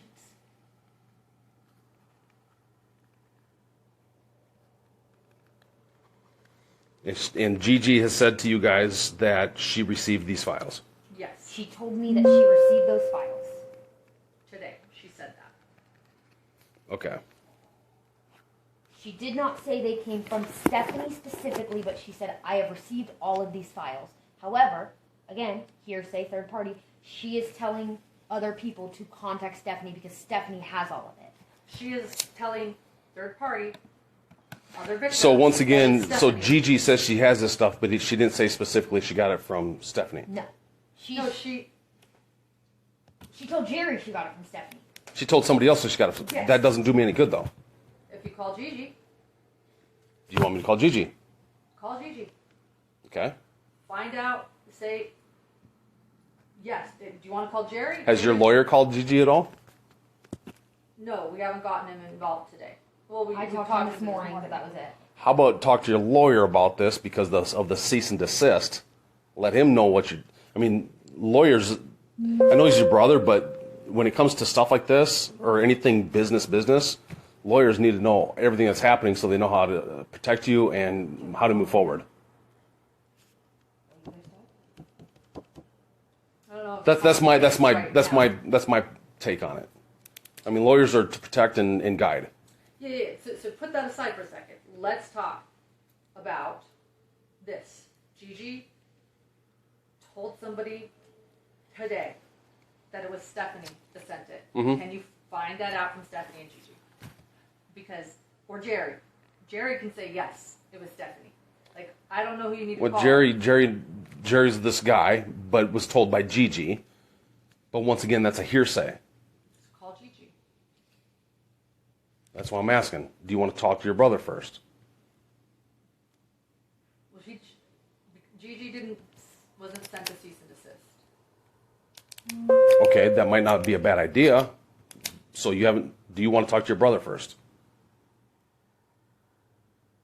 About, If he should call Gigi. um, I can call his. okay. I'm a little, forgive me. No, it's okay. It's very convoluted.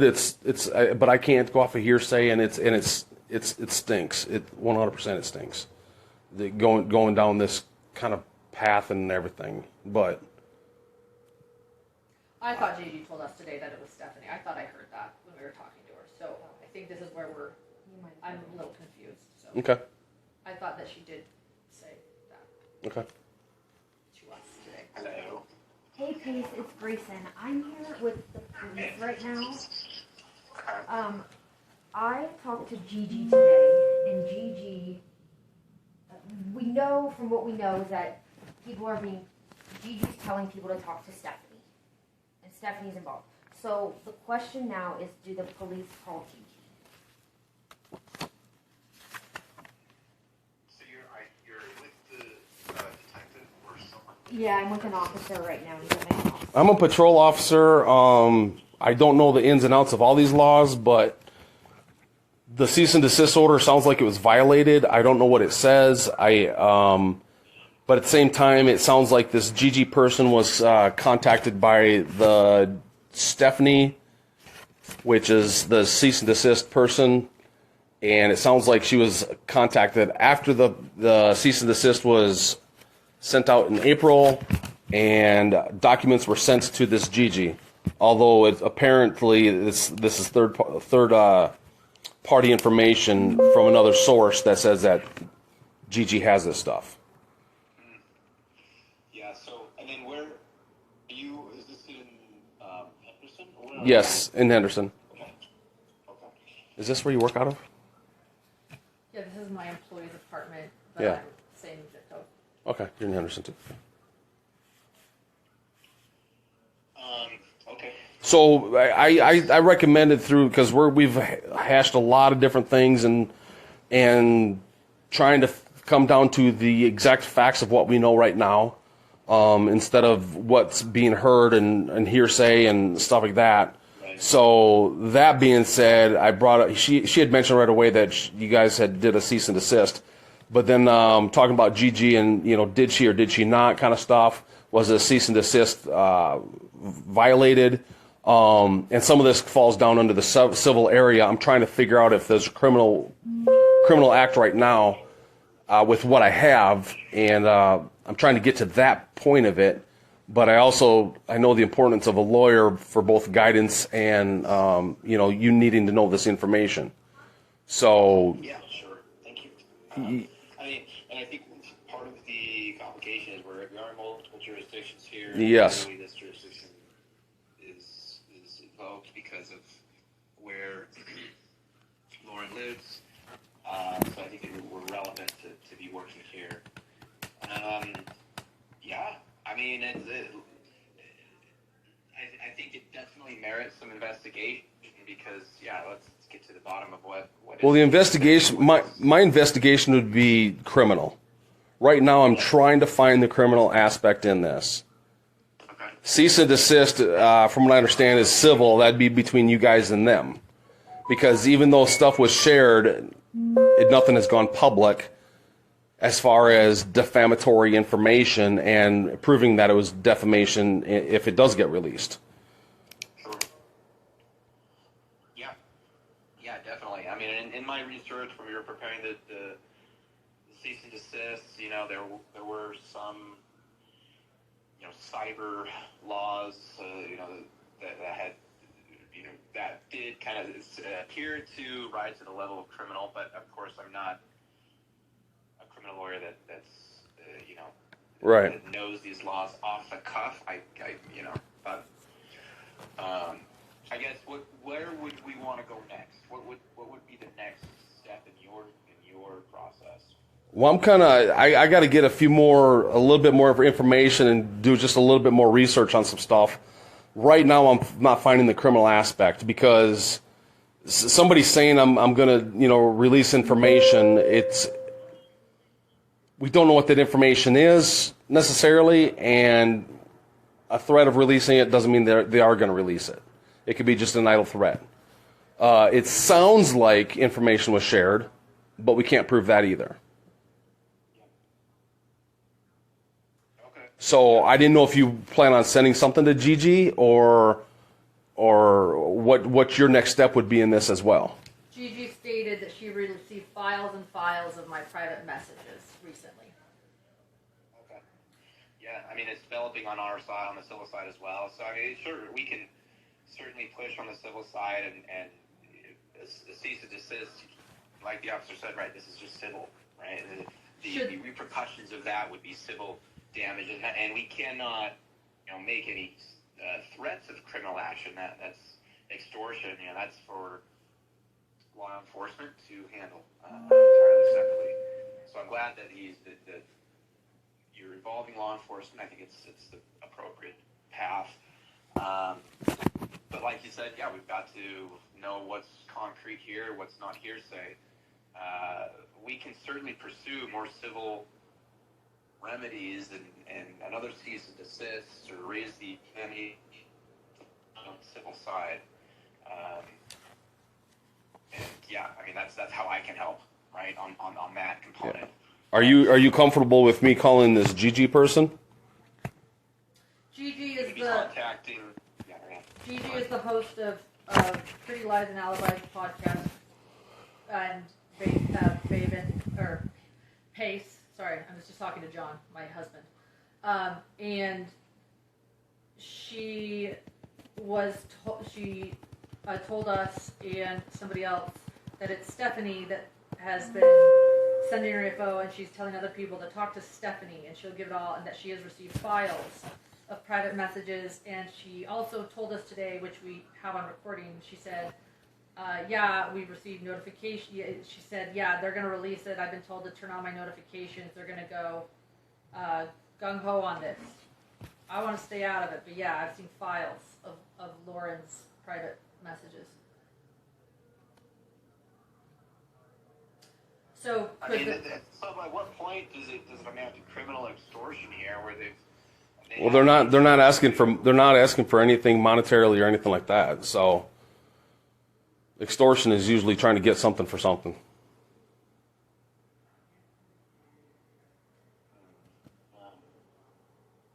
Made any requests of you, Lauren? Right? It's just they're just wanting to harm you and your reputation. Sounds like. Yeah, they want to harm my reputation. They want to hurt me and other people that will be hurt by finding out what I say privately about them. So it's harming me, harming others, all for their enjoyment and satisfaction in watching people get hurt. So the question is, do we need to? This is for both of you. Do we need to call Gigi to say, yes, it's Stephanie, she's the one sending it, and does that, I mean, we do have the threat from Colette that says we're going to out you, written in public, and then you've got Stephanie sending files, and Stephanie, by the way, as recent as June 4th, Pace, you should know, unblocked me on her phone, and I got notifications that Stephanie Budge was saving voice memos of mine on June 4th. So that was just a couple weeks ago. She sent me, additional things, right? So the question is, do we confirm that this is Stephanie and Colette, and does the thread of Colette's public message saying we're going to out you better watch it, you better watch, your back, plus Stephanie ignoring the cease and desist, and they're about to destroy our lives, and as well as others. How does this become criminal, and do we want police to call anybody else?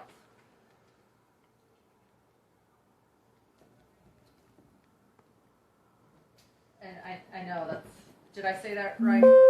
Yeah. Officer?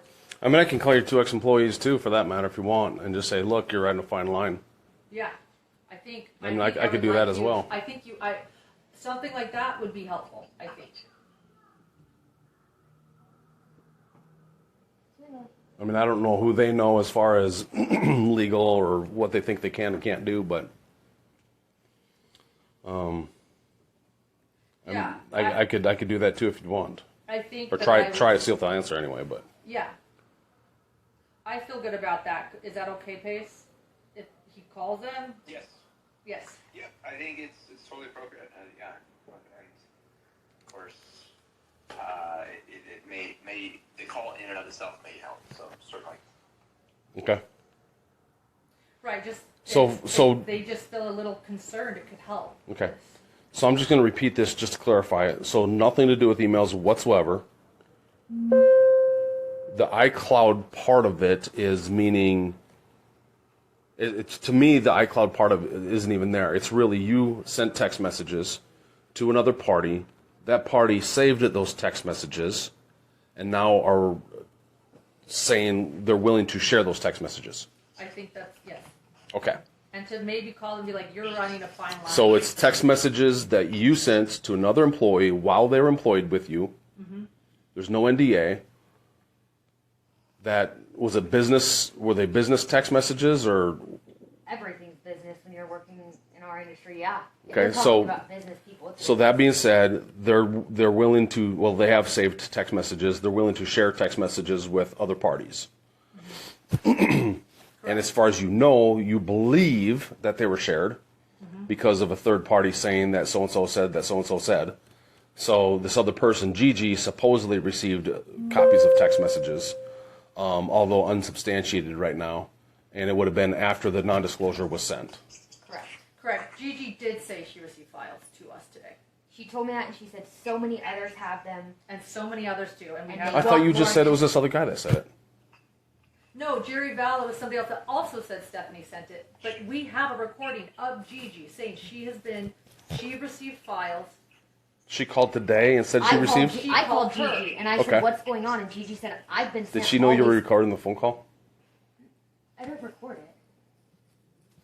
Oh, did you not? Oh. No. Well, I'm just saying that's illegal in some states. No, so I didn't record that. all right, if No. it's face to face, it's okay. But No, I didn't record that She one. didn't record Okay, it. okay. No, I didn't record that one. so today you spoke to Gigi, Yes. and she said she received files Of my private text. of the texts, Yes.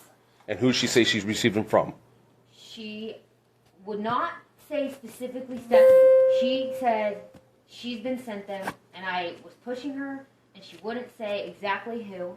Okay, But then Jerry Vallow told us Gigi- so I can't Yeah. use him. Okay. we have very good source that it was Stephanie. Yeah. Which I guess isn't fact. But it's right. I thought she said it Okay. was Stephanie. So we heard a conversation differently. I heard her say Stephanie. all right. So you're okay with me calling Gigi, and you're okay with me calling both ex-employees, or just Stephanie? I'm okay with you calling. Because is Stephanie. Colette not part of it, pretty much? What do you think? I think Colette has more to lose, so she'd be more scared because she has a career. if the call is, look, you're running a fine line, Call both. call both. Okay. Do you have a copy of the original demand letter that we had sent a couple of months ago? Because that might be helpful with regard to some of the facts, but also. Well, that's going to be a civil anyway, so it's not going to. That's not nothing to do with criminal. It doesn't, but we do cite some code that does straddle both civil and criminal. Really come. Yeah, defamation can be one way or the other. It just depends on what's released and what the intention is. Then that's going to have to be proven in court. Great. Okay. Yeah. So if you happen to have a copy of the demand letter, I think it might just be helpful. But certainly, I think these phone calls would be as well. If you got a copy of it, you can send me a copy of I it. can send it to you right now. Okay. Yeah, because this one cites Federal Computer Fraud and Abuse Act. Yeah, which would be through the FBI then. Yep. Yeah. So there's some states are taking federal laws because of all the problems they've had. They're taking some of these federal laws and making them state laws as well. But that's where I got to take a look and see the federal law might be written slightly different than the state law. So I got to see how the state law is written and how it covers the particular thing. Right. Like I said, text messages. When it talks about text messages, it talks about the interception of text messages, Yeah, not the sharing of text messages. Yeah. Same with personal information in emails. Personal information is usually the social security, date of birth, all that kind of stuff. So the definition of what's personal information compared to just a general email. So, but we're not talking about emails. Yeah. And I realize this is circumstantial, I realize this, but let me just, it helps me to say this out again. Yeah. As far as on June 4th, Stephanie Budge jumps back on her phone. I've been blocked because I know that I tried to call her. Yeah, you said she was saving. She was saving voice messages. Mm-hmm. On June 9th, an email goes out. And Gigi tells us today she's received voice memos of mine. Like, I'm just saying. 2 and 2 equals 4. That's what you're saying. So do you have copies of those? The voice memos they don't because they don't say. I have a copy that she saved one on June 4th, but I don't know what she said. Right. So I do a screenshot of that. Yeah, I have that screenshot. Okay. Yep. It's yes, circumstantial, but then again, if you went to civil court on it, be like, look, on this day is when she did this, and then by the way, 5 days later, you were told. Told. So once again, there need to be proof of such being sent out. Right. But if somebody's willing to work with you and help you out and show you the proof of such, then you'd be like, look, it was downloaded on this day, and then all of a sudden this person received a copy of it on this day. Correct.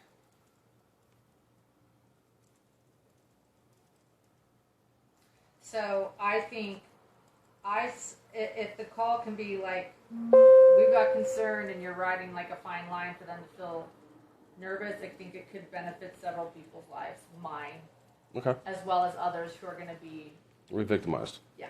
Okay. Yeah. All right. I already put a lot of this stuff in my incident. So whenever we go to a call for service, whether it's a car accident, a theft, whatever, they all create an incident number that's time stamped or date stamped basically in a sequence number. So I added that information in the incident summary, all the stuff that you've told me so far, to include some of the Nevada revised statutes and Nevada laws that I thought might pertain to it. So I just wanted to, stamp it in there just to keep it in there. Some of it's the email stuff. So now that we have clarification that has nothing to do with it, that's fine.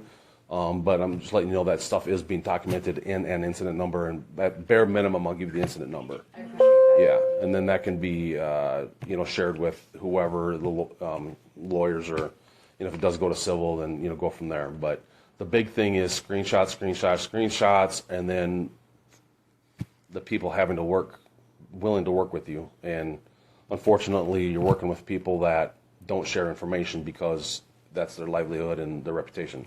Yeah. So that's probably the tougher part of it right there. Yeah. Yeah.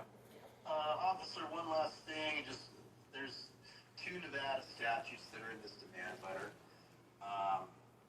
If I could just reference them for you. Yeah. Section 205.4765, and that's unlawful acts regarding computers. Uh-huh. And there's also section 205.320, which it says extortion, but also threats, and it's about harassment. So if that's worth sort of your review, if there's any relevancy there to any of those. Okay, I'll take a look at it. Laws. So thank you for your time. Yeah, no, thanks for bringing that up because it can be a challenge being on patrol because we don't know everything. So we use Google and look up a lot of different laws to try to figure out where we're at with different things sometimes. Obviously the more complex stuff gets sent to detectives that do this stuff all the time. So so far I just spoke with my sergeant about a few things, and that's why I actually left the apartment for a little while, came back in. So trying to clarify some of the information that we have and seeing where we're at. Thank you. You're welcome. Good? Yeah, I think we're good. Let me go back down to my car, look at a few things. I'm going to look at those text messages that you sent or that email that you sent. Yeah. Do you want to send in the one also where she took a voice memo of mine? Did you want Yes, that I'll one? send that. And then the Colette Cox. Yeah. Pace, I think we can hang up now. Okay. Okay, thank you so much. Thanks. Yeah. I do think when I asked her if it was Stephanie, she said yeah, but she didn't say her name outright. Yeah, I mean, obviously, I heard it, but if you don't have a recording, we don't have a Well, recording. let me give her a call. So if we don't have a recording, we don't have a recording. So, will you send him the Colette Cox extortion? Yes. I took a recent screenshot. It's just very recent where or just take one right now so you have it. Stephanie Budge saved voice memo, June 4th. Yep, I will send all of you right now. You know, you can circle that so they know what that is at the end there. And I appreciate. I know this is a difficult thing. Well, it's difficult for you. I mean, it's yeah. very difficult, and I feel very helpless. And I just appreciate you listening and trying to figure this out and you're welcome. direct me. It's hard to explain, you know. Oh, 100%. And the bigger challenge is because they are in different states and stuff too. I mean, I think it might be worth a visit to the FBI to see what they might be able to do, because they deal with this much more than what we do. I mean, there's, you know, between crypto and all kinds of different stuff, you know, computer crimes in general, you know, there's a lot of it out there. There is, right, and it's almost just like going somewhat like, how do you even control it all, you know, how do you... It's, we get people, the elderly get scammed all the time via the internet, emails and stuff like that. It's horrible. It's so sad, the whole Horrible. life savings. I had a report Multiple on a lot times. of those. They lose millions, their entire retirement. Yeah, my biggest one was 140,000. Oh, that's... And it was by an engineer who he thought would be a little bit smarter about things. See, right, but you know what it is? I have a father-in-law that's like so lonely right now. His wife died last year. Luckily, he's actually off the internet, and we're like, thank God, because I think he would give everything to just anyone that would, like, he's so lonely. Yeah. Like, the loneliness is what... Yep. And they capitalize on the quick emotions right now, and they know they've done it numerous times, so they manipulate and, yeah. Lauren, I'm sending the True Crime Underground poster collection. Okay, let me go back outside. I'll get you an incident card for you at bare minimum. I got to take a look at a couple more things, okay? Okay, thank you. You know where Yep, to you're send welcome. those. Yeah, I'm gonna email. Thank you, officer. You're welcome.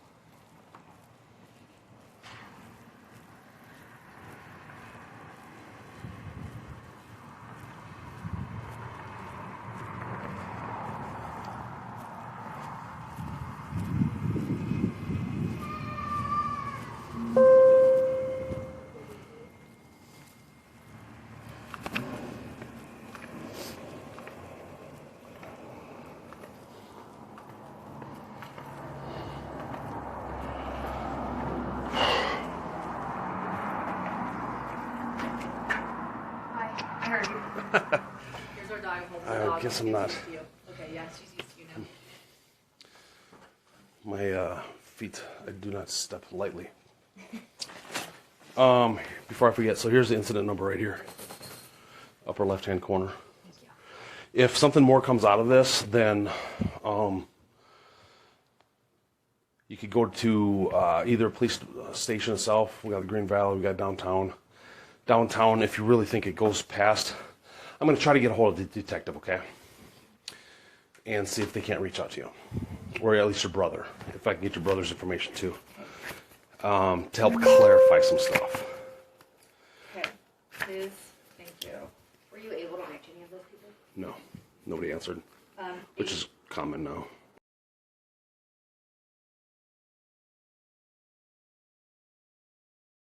Is Pace Johnson. His name is P as in Peter, ACE, and it's Johnson, JOHNSON. Okay. I'm texting. I gave officer your number. You might be getting a call later. Okay, so going through some stuff too. So I had one of the things that he had brought up. Another one is considered threats, and still goes down the same line as threatening to say something is not necessarily a threat because you got First Amendment rights, right? So what it comes down to is what they end up saying, or within the threat itself, there's very specific things. Okay, so right now we're not at that point. There's a slight possibility of cyber stalking, but that has cyber stalking right now. What I read has harm and violence included with that. So harm usually means like bodily harm, not harm in reputation, that kind of stuff. So then we're down to like defamation and stuff being the civil area. There is a possibility of invasion of privacy. So the reason why I asked about recording a phone message. So recording face-to-face like this is fine. Okay. But when it's over the phone, it's illegal. Both parties need to agree with it, right? In the state of Nevada. Okay. The text messages follow based on Nevada Supreme Court ruling. Text messages fall within that realm as well. So text messages privately between two people are still considered supposed to be private unless it's authorized to share with other persons. Okay. Mm-hmm. So that being said, we have that. I get it. But trying to understand where it came from exactly. I mean, we have it. I get it. We have that. But it still falls under civil. There's a slight possibility it could go into criminal, but it's more civil. Okay. Does that make sense? Yeah. The invasion. I'm listening to everything you're saying while I'm working on something because I'm trying to do damage control. Yeah. I really appreciate you, by the way. Yeah. So I left a message with all three. I gave them said department issued cell phone, Henderson, Nevada Police. So we'll see if they call back. If so, I can have a conversation with them and go from there. Okay.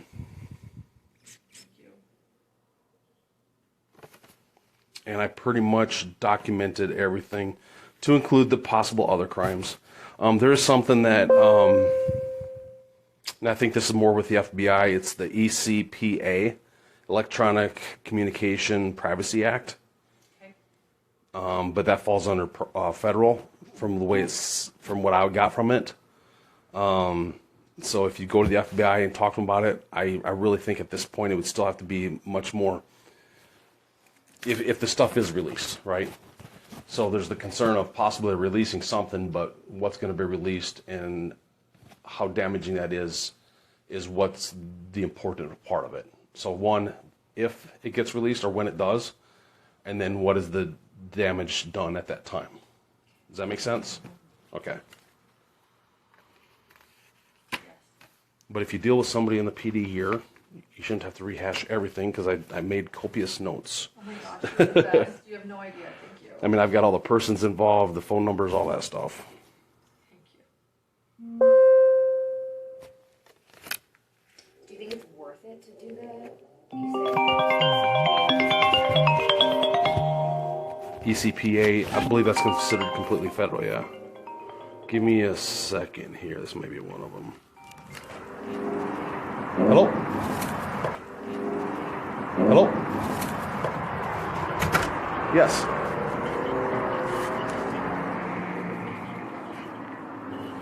Okay, well, yep, I heard both. That's okay. Let me go, if you don't mind, let me go to someplace a little quieter. I'm near a busy street right now. Do you have a few minutes? Okay. I'm actually gonna, I'll just let you know, I've got my body cam on, recording the conversation, okay? I'm just gonna get to my car. I just gotta walk a little bit distance here. Thank you for calling back. You're in Louisiana, is that right? So, Central Time? Okay. It's not too late yet. I'll make sure you get off the phone by 10 o'clock. How about that? I'm just kidding.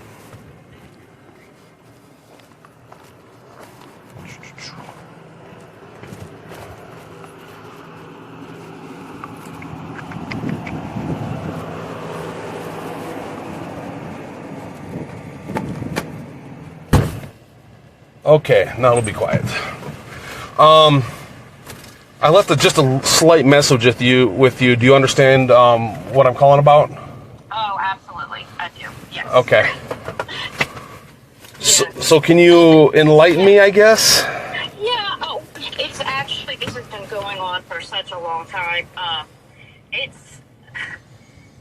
Lauren and I were friends at a point. I kind of was helping work with her. She has a podcast, and eventually that relationship, fizzled out. I stopped talking with her. It happens. I hadn't had any contact with her for a year. She apparently had some other people, her friends, some new friends that she had a falling out with, and they contacted me, asking me just different questions about Lauren as far as what the reasoning was for our falling out type thing. And they then shared with me that she had really kind of falsified a lot of information about me, and it was very shocking stuff. And at one point I said, well, no, this is what she said. And I showed them, well, not them, I didn't send it directly necessarily to them. In another chat, like on Facebook, we were talking about it. And I just showed a screenshot of my conversation with Lauren, like a small fraction of it. And that was it. And it seems that there's this other group. Look, this is so elementary. It's so unbelievable. But it's not me who's the person sharing things or even sending screenshots. It seems that Lauren has she's focusing on the wrong people is the issue. And for some reason, she keeps believing that or thinking that myself and a friend of mine are the ones doing this. And we aren't the people doing this. So if anything's being floated around, it's definitely not because of us. And we've made it very clear to many people that we do not condone sharing it. I have all this in writing,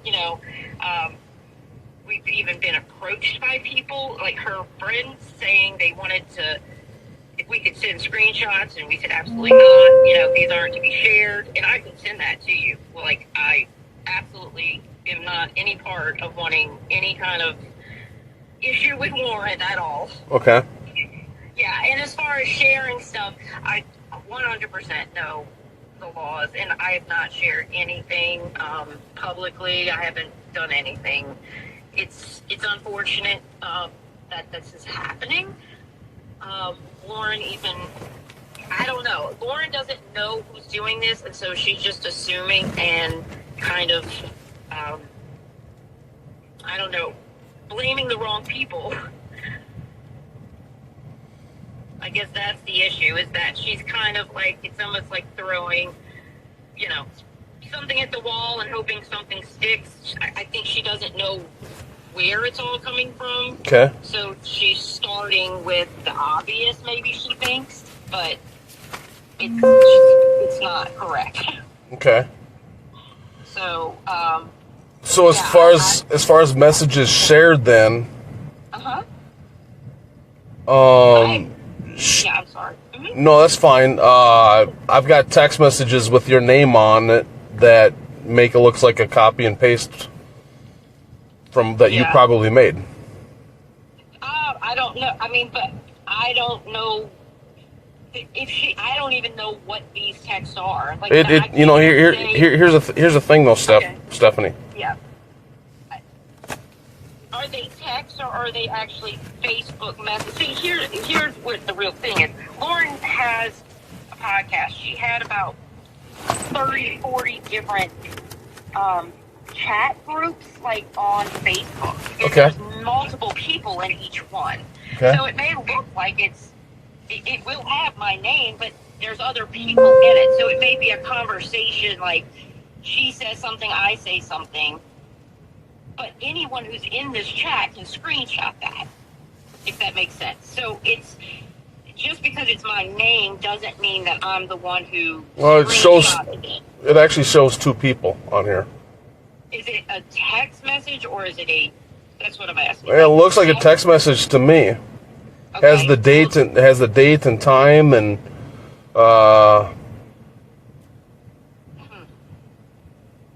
I don't know. I mean, I honestly do not know if... Because it says Stephanie removed from iCloud from the conversation on May 10th. Yes, I just told Larry and Kay via text. While that is scary, don't let her follow you home. Anything ring a bell? No. Wait, I told Larry and Kay about the text. Well, that's what's on the text. That's one of the texts. I have literally no idea what that is. I haven't talked to her in well over a year. It doesn't mean about talking, but I mean, if text messages were made between the two of you 2 years ago, there's still 2 text messages between the two of you. Well, that's what I'm saying. I have no idea what that text is. I could not say that I wrote that because I don't remember. Well, no, it was copied on May 10th though. Oh, Like 6 weeks ago. There's the issue right there. See, Lauren is okay. No, I'm just telling you what I see. It's very confusing, yes, because Lauren even made an accusation that I had hacked her, which is unbelievably not true. Of course, if it was, I would wonder why she hasn't gone to the police with that, because that to me seems much bigger than saying I shared a text. So I'm very confused by this. She sent me a cease and desist letter from her brother, the lawyer, saying that I hacked her. So I'm very confused because I feel like she went to police saying I'm sharing text, but she sent me a cease and desist before May 10th about me hacking her. So why would she have told you about that? If it was after the fact, I mean, if for some reason, no. If some reason you did it, you still did it after the fact. Because some people don't, they'll get a cease and desist and they don't care, so they'll go ahead and do it anyway, and they'll talk to somebody after that. Absolutely, but what I mean is, no, she accused me of this before May of doing that, and then which I didn't, and then now she's going to police saying that I sent a text. So my point is, wouldn't it seem more likely you go to the police and tell them you're being hacked than you would just saying someone shared a text? Well, it doesn't matter either way. I mean, it's one or the other or both. So she has the upset because this is literally, I hate to even say it, Lauren has a history of doing this. I don't think she's probably the healthiest of people. And I'm trying to be kind when I'm saying this. None of this is true. If there were any type of text that were shared, I didn't share this. I don't even know who I would have shared it with. We had at one time linked accounts because I was working for her and she shared her calendar. And what's really strange is that I almost feel like she's doing it herself. I know that sounds insane, but there's a pattern here, and there's a lot of people involved in this that could tell you the same. Okay, so let me just go to this, okay? Sure. So absolutely. If she was hacked and she felt that way, she could have went to police. Maybe she did. I don't know. I'm not here for that. Okay. I'm here for text messages that are being threatened to be released out to the public and has already been released to other media personnel. And I can get in touch with these media personnel and probably be able to substantiate it. And if your name's attached to it, then we could be going down a criminal path. That's fine. Yes, because I didn't do it, so I'm fine. So if you copy any text messages, like a voicemail from, if you copied a voicemail from a voice message, I should say, from a couple months, if you copied a voice message like a month and a half ago, the voice message was left 2 years ago, or a text message was left 2 years ago, it's still a conversation between the two of you. Nevada law does not allow that stuff to be shared unless you have the permission from the other person. Mm-hmm. Does that make sense? Yeah, absolutely. Okay. So, and with today's cyber detectives, they can find this stuff out. Right. Yeah, I'm just saying that I'm not sharing any texts or anything. I mean, certainly no voicemail either. I mean, I don't even know how one shares that. Have I shared text between my friends and I talking about it? Yes, my friend and I. Have we shared it with any, as you said, media person? Absolutely not. 100% no. I don't know how anything could be getting out other than Lauren herself doing it. I don't. Okay. Well, you said you were talking to some other parties. Then who are these other parties? The Colette. I think you left her. No, you said there was other people that worked with. Yes, and those are the people who apparently really need to be talked to. Her name, I don't know her. I've never spoken directly to these people. It's a girl named Christina. A contractor. A contractor? I'm sorry. Yeah, possibly a contractor. So did you share messages with her? No. Any shared text messages whatsoever with her? No, I've never sent anything to this girl. I don't even know. I don't know her. I just know that she had she was looking to contact me. She keeps friend requesting me. I'm not accepting things because I didn't want to be involved. But I know that she and Lauren have some kind of issue, and it seems like all of this is stemming from this girl. And I don't know. This girl, Christina? Yeah, I mean, I don't even know anything about her. I just know she worked for Lauren, or maybe not worked for Lauren. She was friends with Lauren, I believe. Okay. All right. Well, thank you for your time. So, like I said on the voicemail, I think I've said it. I want to make sure that we don't pass any lines of criminality and we have respect for each other. Otherwise, even criminality can turn to civil lawsuit, which can cost lots of money. Absolutely. No problem. Okay? All right. I thank you. Yeah. You said your last name is... It's... Okay. Yes. Okay. Thank you for your time, Stephanie. Thank you. All right. I appreciate it. Thank you. Take care. All right. Bye-bye. Bye.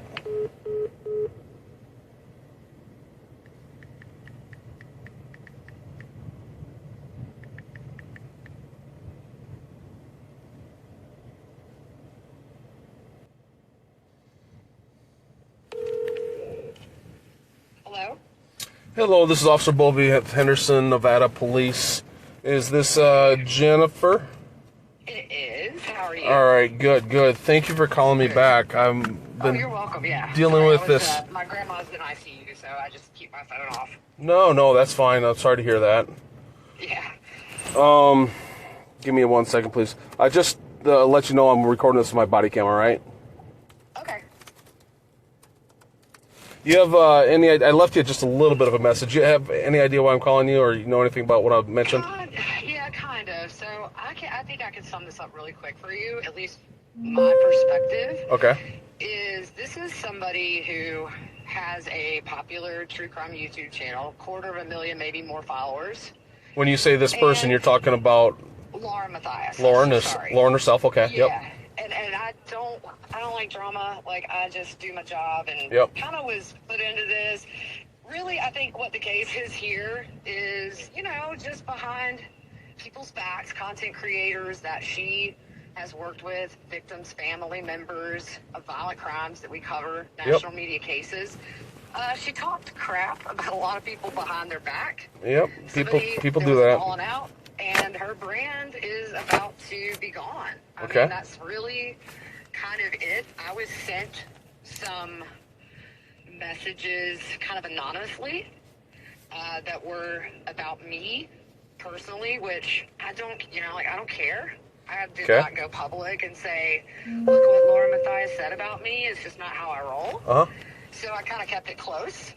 Had a few more people in the media approach me and say, oh, did you get some information about Lauren Matthias? Yeah, I did. Didn't ask to see theirs. Didn't see it. Didn't show them my stuff. Just interesting. Okay. We all got an email when we were at trial in Phoenix last week from an anonymous person. Proton email, very common when people don't want to be traced. It tagged a lot of people, prosecutors in Idaho for the Lori Vallow case, me, other people in the media, victims' family members, where it just says, she's talked crap about you, and you, and she's going to be exposed. We all kind of were like, we got work to do, not our problem, That's essentially all I know. So you don't know who these text messages came from or anything? No, I got them anonymously through a Proton email. Okay. Which I deleted. I mean, I just don't do drama. Once I kind of saw what it was about. I'm a single mom of 3. My 90-year-old grandma lives with me. Like, I don't have time. I get it. The time I have is like, I got stuff to do. Yeah. You know, I just don't get involved in drama. Well, her assistant called me today, really pressing me. Lauren called me the other day. I'm in ICU. I'm not answering. It's just, you know, my grandma was about to die, and I was like, this is the furthest thing from my mind. Right. I just chose not to go public with it. It's not what I do. Okay. I don't want to be a part of anybody's public downfall, even if they did talk crap about, you know, victims' families is kind of the thing that bothers me the most. Right. But yeah, so it's just, I've seen stuff from, you know, about me. I have heard what has been said about other people, but that's word of mouth. You know, it's not. Right. And there's the First Amendment rights too. You know, people can talk smack all they want, blah blah blah blah blah. You know, but right, and there's also the right to release them, even if you're mad at somebody. I know she was claiming she got extorted, which I said, go to the police if you have somebody saying I'm gonna, you know, if you don't pay me $5,000 or I'm gonna go public, like that's a crime. You should go to the police. But like, I got nothing for you. Right. You know, her assistant was questioning me about who I've talked to, who has reached out to me, and I said, people trust me, and like that's why, because I'm not gonna tell you anybody. I know that's. I did a little bit of research too, so I kind of understand who you are, where you come from. So. And I mentioned it to her. I'm like, I could ask for a source, but I mean, that's her credibility. That's her livelihood. Why would she give me the source? And I mean, it's like, I'm not giving up my friends, because the thing is this, at the end of the day, like you say, you have a right to talk smack about people, but when your little friend group breaks up and there are hurt feelings, don't be surprised when you put those messages on their phone where you're talking crap about people who have been nothing but nice to you. Yeah. Get mad. All right. You know, she kind of started this at a trial in April in Phoenix. We all had to get together. She said, I was hacked and I'm being extorted. So I walked away because I was like, this is drama. I'm here to be with my friends. I don't want to hear. It has nothing to do with me. Right. So I didn't even really hear her side, but her assistant today was very panicked.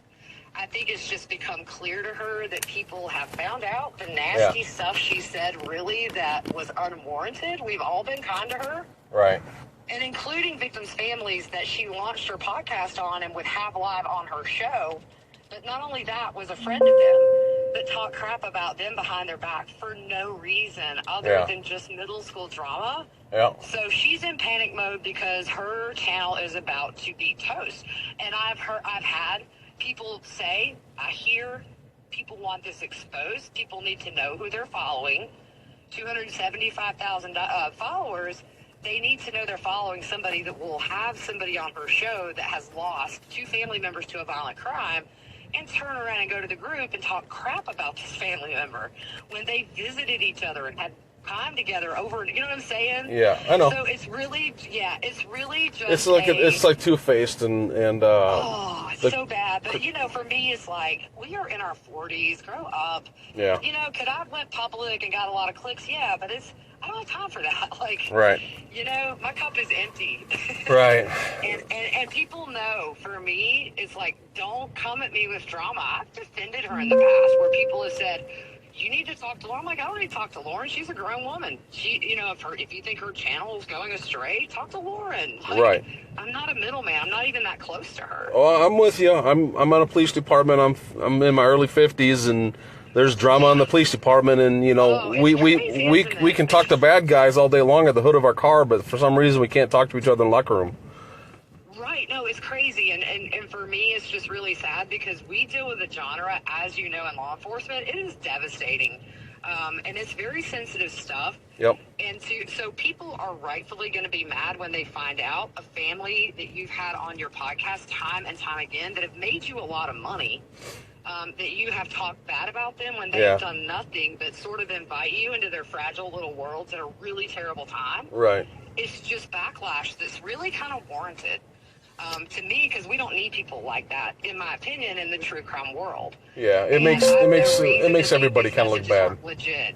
Yeah, It does, because there's people who really care about these families that we get to know and want to bring these victims to life. And when you've got a bad apple in the bunch, it does tend to reflect bad on all of us. So that's really, other than talking bad about victims' families, that's kind of my thing, is we struggle to be legitimate as sources. And so when somebody does something like this, and it's just middle school stuff.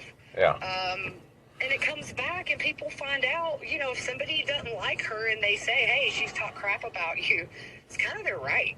If they have sat and listened to it for years, and her assistant was trying to play me audio of like somebody they think this is coming from talking smack about me. I said, look, I don't know this woman. I don't care. I'm a podcaster. People are going to talk smack about me. I'm not going to lose any sleep. I don't care. I don't know her. I said, what I care about is somebody that I've been a friend to, and when we've seen each other at trial or driving her home so she doesn't have to take an Uber, I said, you know, what hurts is that, but did I lose sleep? No, not really. I mean, there's bad seats everywhere. So, no, she's in panic mode. She's about to lose everything, and that's really, this is kind of I think a knee-jerk reaction to realizing that years of smack-talking people who have done nothing wrong to you, have been kind to you, it's like, oh my gosh, like I never thought these would get out. I think that's really where we are. Okay. So just to kind of recap then, Jennifer, so you got an anonymous message with some text messages, copies of text messages where Lauren had talked smack about you at some point. And then you're aware there's other text messages that might be out because you're on that email from Proton, but you don't know the source of any of these text messages? No, I mean, I've heard names, but I don't know who they are, so I can't say that's who. And the other thing, like, you're not going to tell her what we talked about, right? No, I don't need to. I say I'll talk to you and I don't have what I need. Yeah, I mean, I just don't, like, I don't know any of these people that were in her group. I deal with my own stuff, so I have no clue who these people are, or, you know what I'm saying? Like, I couldn't tell you for sure it's this person or that person. And they weren't just necessarily, I can't even say they were text messages. They may have been, like, even Facebook Messenger. That's, you know, so it was either text or Facebook Messenger. I got these, like, in May. So it's been a while, and I've deleted everything. I don't, you know, it's like my kid uses my iPad. I tell her all the time, don't get involved. Yeah, I don't think she's afraid of you necessarily putting out the information, but she's afraid of the information getting out there. Yeah, I would never. I mean, I could have went with this in May if I wanted to, but the information you have is just on you, right? Correct. Yeah, I haven't seen anything like actually about somebody else. The only thing I have seen is what was specific to me. Okay. I mean, of course, you know, people chatter. Yeah. Well, I got this message, and you know, so that kind of thing. But so other people are saying that there's stuff out there, but I mean, whether it's seen or not is a different story. Right, and like I say, I can't say who sent them because I don't know who these people are. To be honest, I've never met them in my life. Okay. So good luck with the girl drama. Well, I'm about done with it. I've been on this for a while yet, so. Yeah. All right. Well, thank you very much for calling back. I wish I could help. You're very welcome. All right, take care. All right, bye-bye. Bye.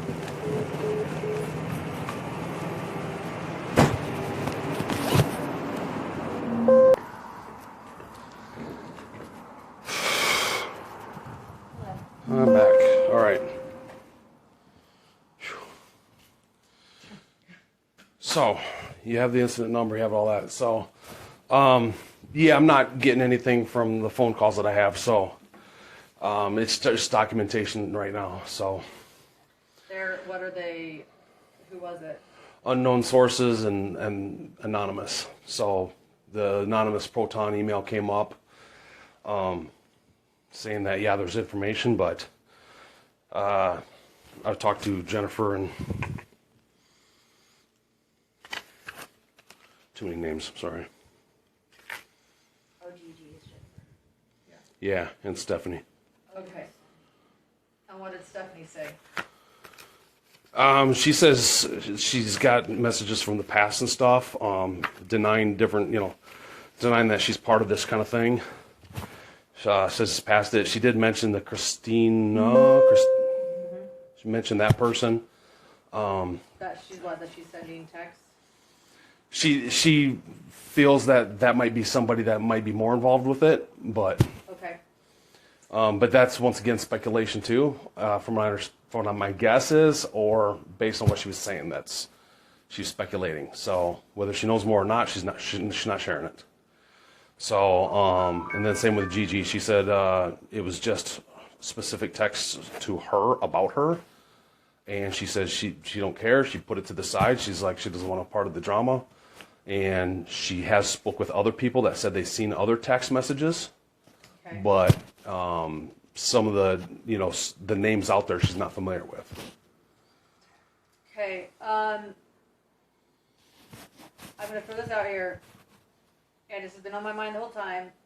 And you're going to roll your eyes and you'll be like, where's this person from? But if we're going to do this, I need to bring him up because you're going to be like, this is circumstantial, but I have good reason to believe that this person's involved, so I'm going to throw it out there to you. Mm-hmm. His name Mm-hmm. is a hacker Mm-hmm. who's actually done this to other podcasters, including someone named Mandy Matney, who was the Murdoch Murders podcast host, and he did the same thing to her. He became my friend. He's sort of like a cyber. He collects everything. He told me he collects everything. I introduced him to the Dateline producer, and the Dateline producer told me, he's like, he breaks the law, man. Like, I can't use him. And he told me from himself, says, I save everything. In reading the emails, he's now blocked me from all messages and blocked me from everything. And in reading this sort of Proton email about the people he's referring to, I think he considers himself a bit of a cyber Robin Hood. Mm-hmm. He lives for this. It's like, this is what he does. Okay. He's friends with Stephanie and Colette. He's now blocked me on everything. I see that everything from him is officially encrypted. So, do I have anything beyond circumstantial evidence for you now? No. If it goes to the point of criminal or civil, like I said, depends on what's put out. You can always bring his name up at that time, and as far as this, that, whatever. Okay. That's why I needed to bring him up to you, so you could guide me. That's why I didn't. Yeah, just hang on to that information. Okay. Yep. Okay. I have a couple questions. I'm a little nervous to ask. Did you get the sense from Gigi like this is going public or no? No. Well, not on her side. I mean, she's not going to do nothing with it.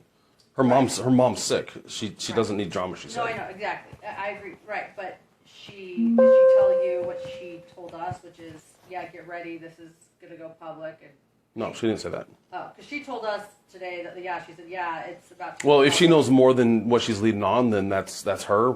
Because once again, she says, I've got, different sources that I need to protect as well and stuff. And I was like, I get it. Yeah. So Right. if So she knows more, she wasn't alluding to it. So, Okay. Yeah.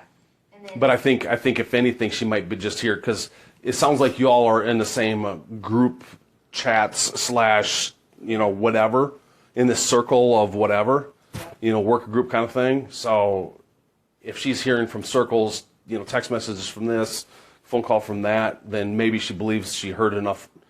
I'm just speculating that she probably heard it from enough people that certain things are out, and so then it may, go from there. yeah.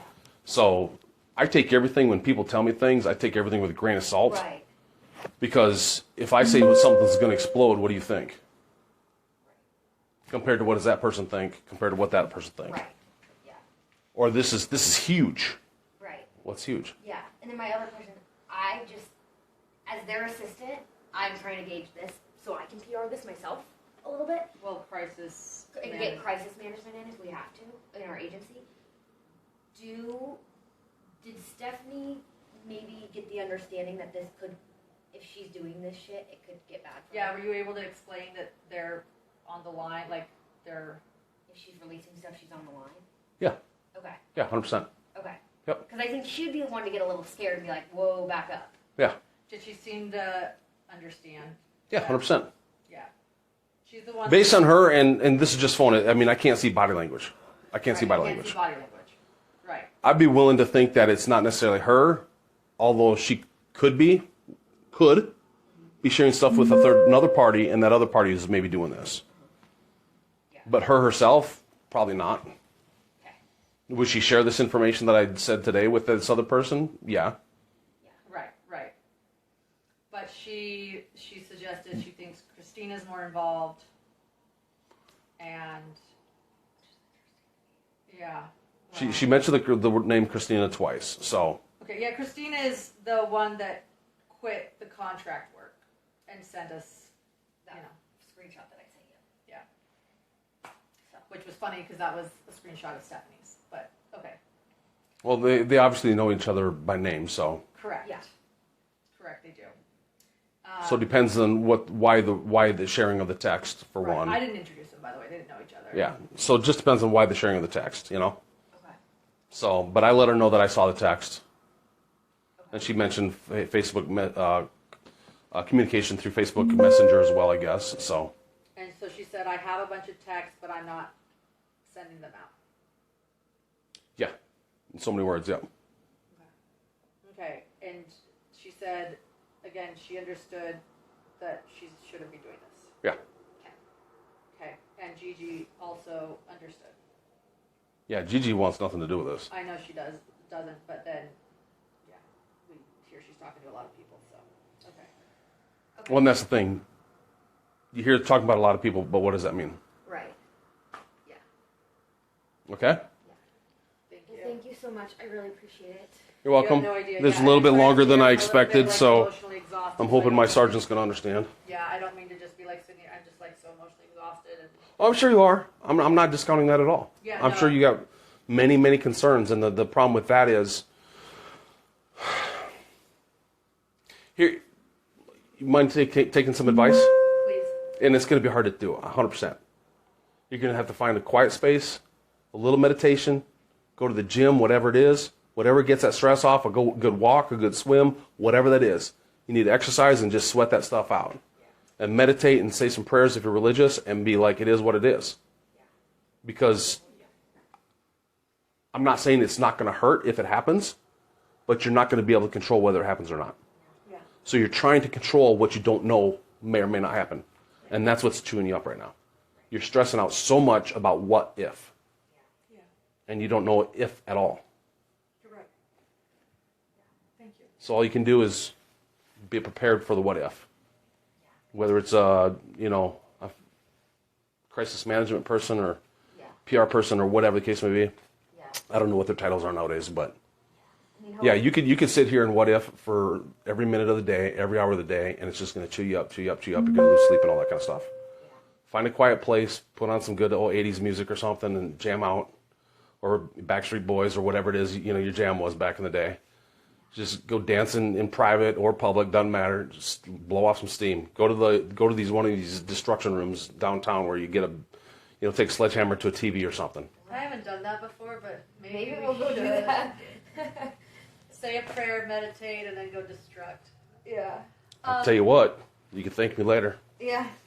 Officer, I just want to say this. This has been exhausting. I want you to know a little bit about our day. I was about to take my 7-year-old son on a vacation.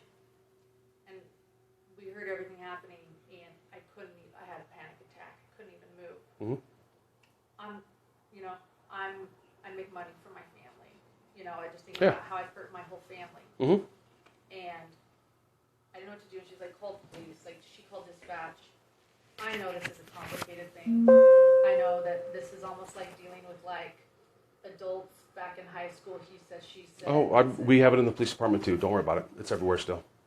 But I want you to Some know- people don't grow up. I want you to know the time you have taken to try to understand and care means a lot. Well, thank you. I try. So thank you. It won't be forgotten. Thanks. Thank you. Yeah. Hopefully those calls tonight will be sufficient. Yeah. So we missed a $500 flight today. I haven't seen my son because my husband said he doesn't need this. Just stay here and deal with this. And Yeah. we're gonna start picking out the pieces. And you're right. Like, can't control this now. Yeah.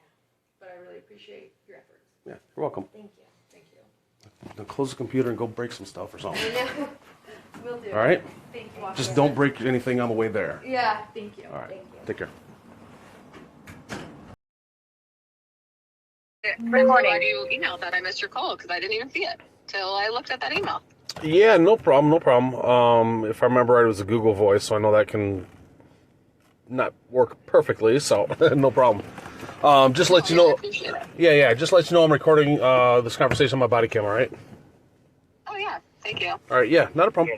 So, well, let me go back to the original day of notes and whatever I got here. So,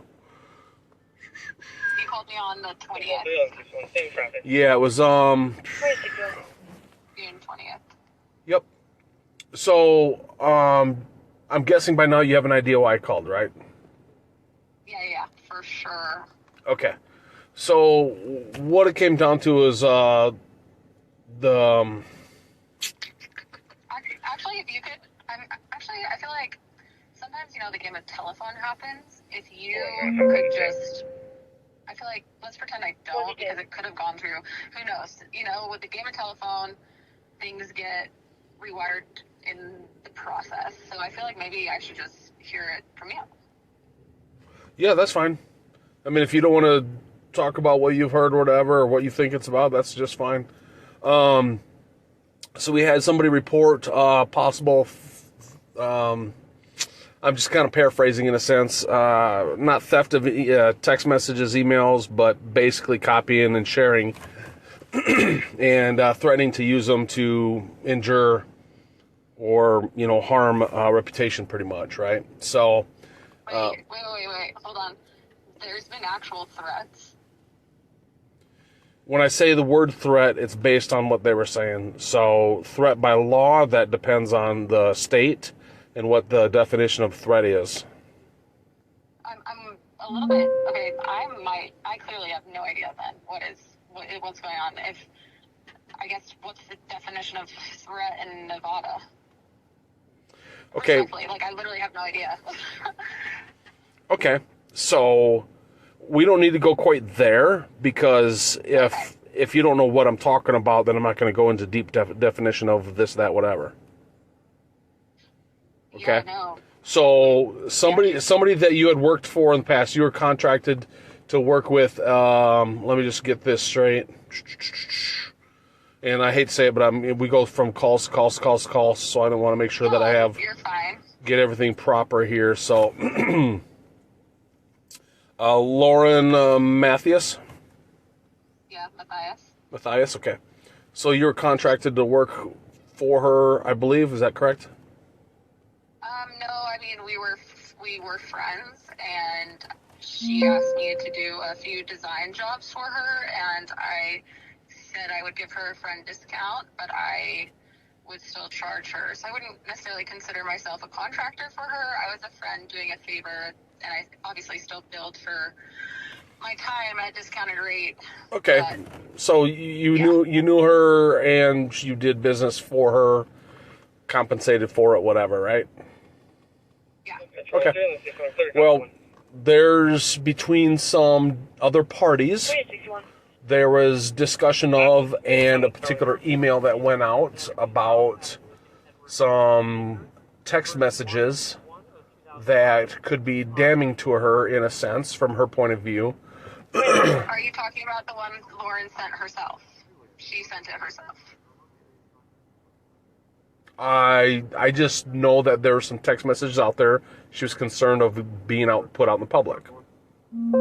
Yes, but the email you referred to is an email that Lauren sent herself as well as others under a fake email address that was supposedly encrypted, but it was her. Okay, well, I don't know how you came up with that, but yes, it was by the email, Proton email, which is used for encryption purposes. Why she would email herself that, I have no idea. Considering it went out to several people and she was extremely concerned about the situation. So I don't know if you could enlighten me how you figured out she was the one that sent it.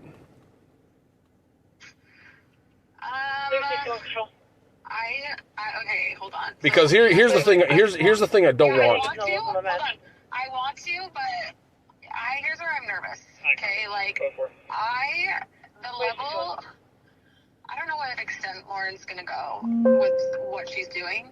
And I know that because a report was filed, you probably will report back to her on things that were said and things that were claimed. And I don't know if I want to play that. Like, I don't want to give away how I know that it was her who sent it. Does that make sense? Yeah. Like, hold on. Number one, like, I am really impressed with your due diligence here. Like, respectfully, like, I just literally even told my mom and dad, it sounds dumb, like, a few days ago, like, how impressed I am. Because you guys have, like, I've been really disappointed with my police department. So hearing from you guys follow up on a report like this has made me very impressed. Well, thank you. I'm literally really impressed. Anyway, but my problem here, I forget my ADHD just went off the thing on thinking how impressed I am of you guys. But my point is Lauren, I'm personally, the level of harassment that is going on from Lauren to others, it is unmatched. Like, background check her, because there are some things, like, I suggest running background checks on her and her family.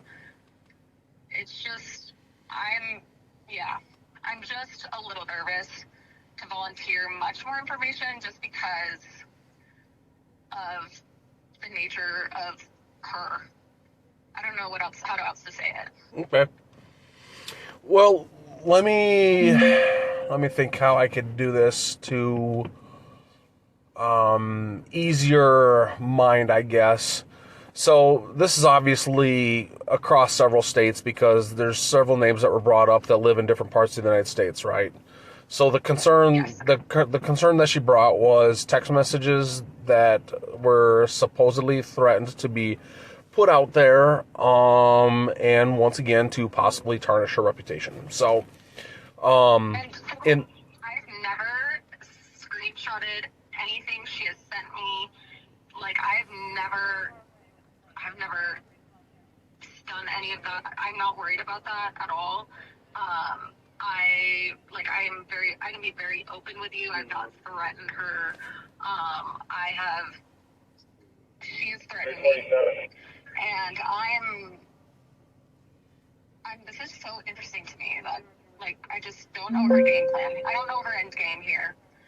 And it's okay. Well, so where I was going with that is she has those concerns. She showed me an email that was, from Proton. So I did my due diligence as far as I could and within the law of, trying to see where we were at with what she had to say. Okay. So with that, once again, the concern of certain text messages, and what it comes down to in Nevada is a phone conversation that is recorded. It has a two-person your two-party consent. two-party consent, correct. So with the state Supreme Court also case law said that that includes text messages. So I mean, if you're wait, do you have the citing of that? Because I tried to look that up after you called me, like, between the time you called me and we're talking now. Okay. And I couldn't find the, like, case law on that. let's see if I copy that down. Because technically, isn't it, like, you are the person in the conversation? So here's the thing. She obviously has communications with, have or had communications with you and others, and whatever was said in those communications is considered a private communication between those parties. All right? Yes. So if that private communication is screenshotted, like you brought up, not me, you brought up, is screenshotted and then shared, then you're basically violating Nevada law. But what law? And how am I subject to Nevada law when I don't live in Nevada? Even if I were to do that, let's say. Well, if she's here in Nevada and it happens, she's sending the text messages while she's here in Nevada, then yeah, it's Nevada law. But I'm not in Nevada. Like, No, I get it. I hear what you're saying. Like maybe there is one day I have to screenshot. I mean, I don't have anything damning on her, like between me and her at all. But I don't talk the way she talks. Like I shut that down so quickly when I first became friends with her. Okay. I call it a sliding glass door. Well, then obviously you have nothing to worry about then. No, I know, but I'm trying to understand though. Like, but I might screenshot my conversations with her and put it in my like Dropbox or something for like in my files for like security purposes, let's say. Okay, but if you're not sharing them, you shouldn't have to worry about it. But I need to know if I want to. What if I want to share them? At this point, I kind of want to. I'm telling you, it's against Nevada law. I know, but what's the case? And then you said you don't screenshot them, but then all of a sudden you're saying you do. No, but I kind of want to now. Like if she's kind of harassing me, so I feel like I kind of want to. But like, what's the law? Well, if you need to, then file a report down there if you're getting harassed. I know, but what's the Nevada law? Let me see if I was just doing some searching, because here's the thing. I'm a patrol officer. I'm not going to toot my horn and say I'm a best detective or anything, right? So I had to do my due diligence and do some searching as well. So I didn't copy everything because we don't, there's so many laws that we just don't know them all, especially like traffic laws. So sometimes we need to do a little bit of extra searching and things like that. So let me see if I did. I feel like to have a police officer telling me that, like, because to have a police officer telling me it's against the law to do that. I actually have several examples of her sending so many screenshots to me from other people. So well, then that other person would be the victim. So I could also inform that person that she would be the victim of this. You could, yeah. But my question is, like, I mean, obviously you don't know the case law off the top of your head. I have an officer calling me, spouting something is the law, and I want to know what, like, so I can wait a second for sure. Like, I know, like, I'm giving you grace here. Like, I get it. You don't have all the, like, I can't even remember my kids' names in a row at sometimes. Like, I can't even imagine remembering all the laws. So I can wait a second for sure, but I definitely am curious. Yeah, let me see if I can find it.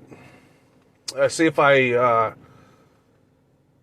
because I did put a lot of stuff. So I did not take a full report, right? Because everything I had. So are you telling me? So just let me ask you this flat out question then, since we're talking. So you have not screenshotted text messages and shared them with other parties? I want to answer you honestly here, so I have to think. Never mind. No, I quite possibly. I want to answer completely honestly. Okay. If I've done that with Lauren, like I genuinely have nothing. I can't think of any moment I have right now off the top of my head. No, but okay. I'm like 99% confident of that. You know what I mean? Right. Like I would hate to be like I'm 1,000% confident and then be like, oh, I get you. Months and months ago, this nothing burger. Right, I get it. Yeah, what happened 5 years ago?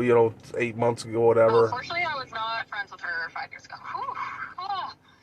I bless the hearts of the girls who are, and I say that respectfully, not in the southern way. I live to the south, and they don't say that in a nice way. I don't mean it in that southern way. I mean it legit. I've cried tears for them with what they've gone through. So yeah, I'd say 99% sure. Okay. But okay, I'm waiting. I'm waiting for you to keep looking. Sorry. Yeah, I couldn't find it in.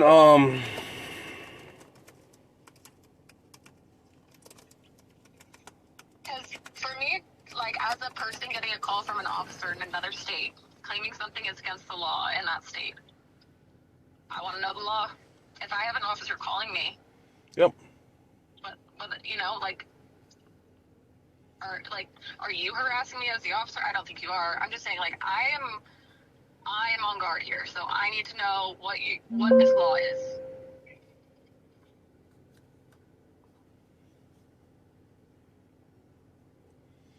Let's see if I can find it here.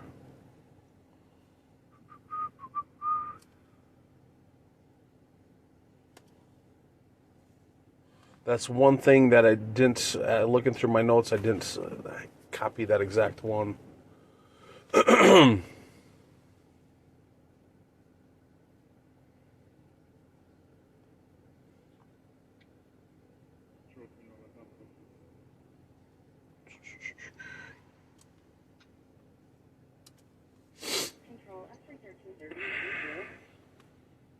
And of all the things that I researched that day, that's one of them that I did not copy. So it's going to take me. If you want to email me too, like you have my email address now as well.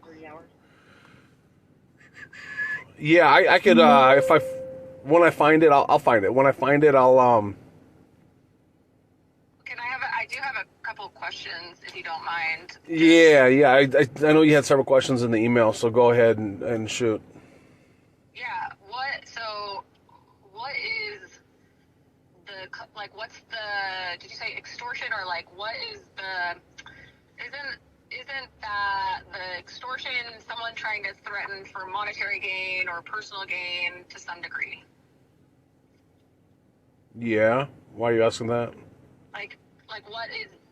Was there a threat in that email? Why do you, I got a question. Why are you bringing up extortion though? Because you brought that up. I did? What's the gain? When did I bring up extortion? I don't know, maybe, I don't, at the beginning, you said there's some sort of threat, maybe was the word. I mean, I can't remember the exact word here, but that's the vibe I got. What threat is the, or harm, was it harm reputation? I'm trying to go back in my mind. Some sort, whatever the end game is, what's the claim here? What is the, I already shared it with you. Oh gosh. Can I file, I need to file then for your body cam footage, because I don't remember. I should have written that down. Okay, so in my email, these things are down. Clarification on the nature of the complaint made against me, including what, if any, statute or violation is being alleged. And then you said Okay, so there's no complaints straight up against you. Your name was included in a list of other possibilities of a person that may have shared text messages that are personal to her in matter that could harm her reputation. So when that happens, it could be criminal. It could be. State of Nevada says you cannot share private text messages and private phone conversations. And then on top of that, if there is damages and then there's obviously harm intended, then you're talking about having a civil lawsuit coming against you for defamation and other.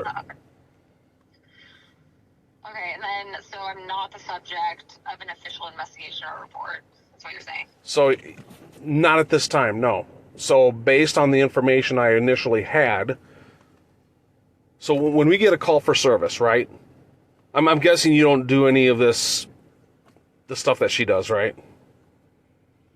I mean, I'm privately contracted by, and I do some work for, but I don't. You do investigations though, or criminal type investigations? I'm on retainer. I freelance for them too.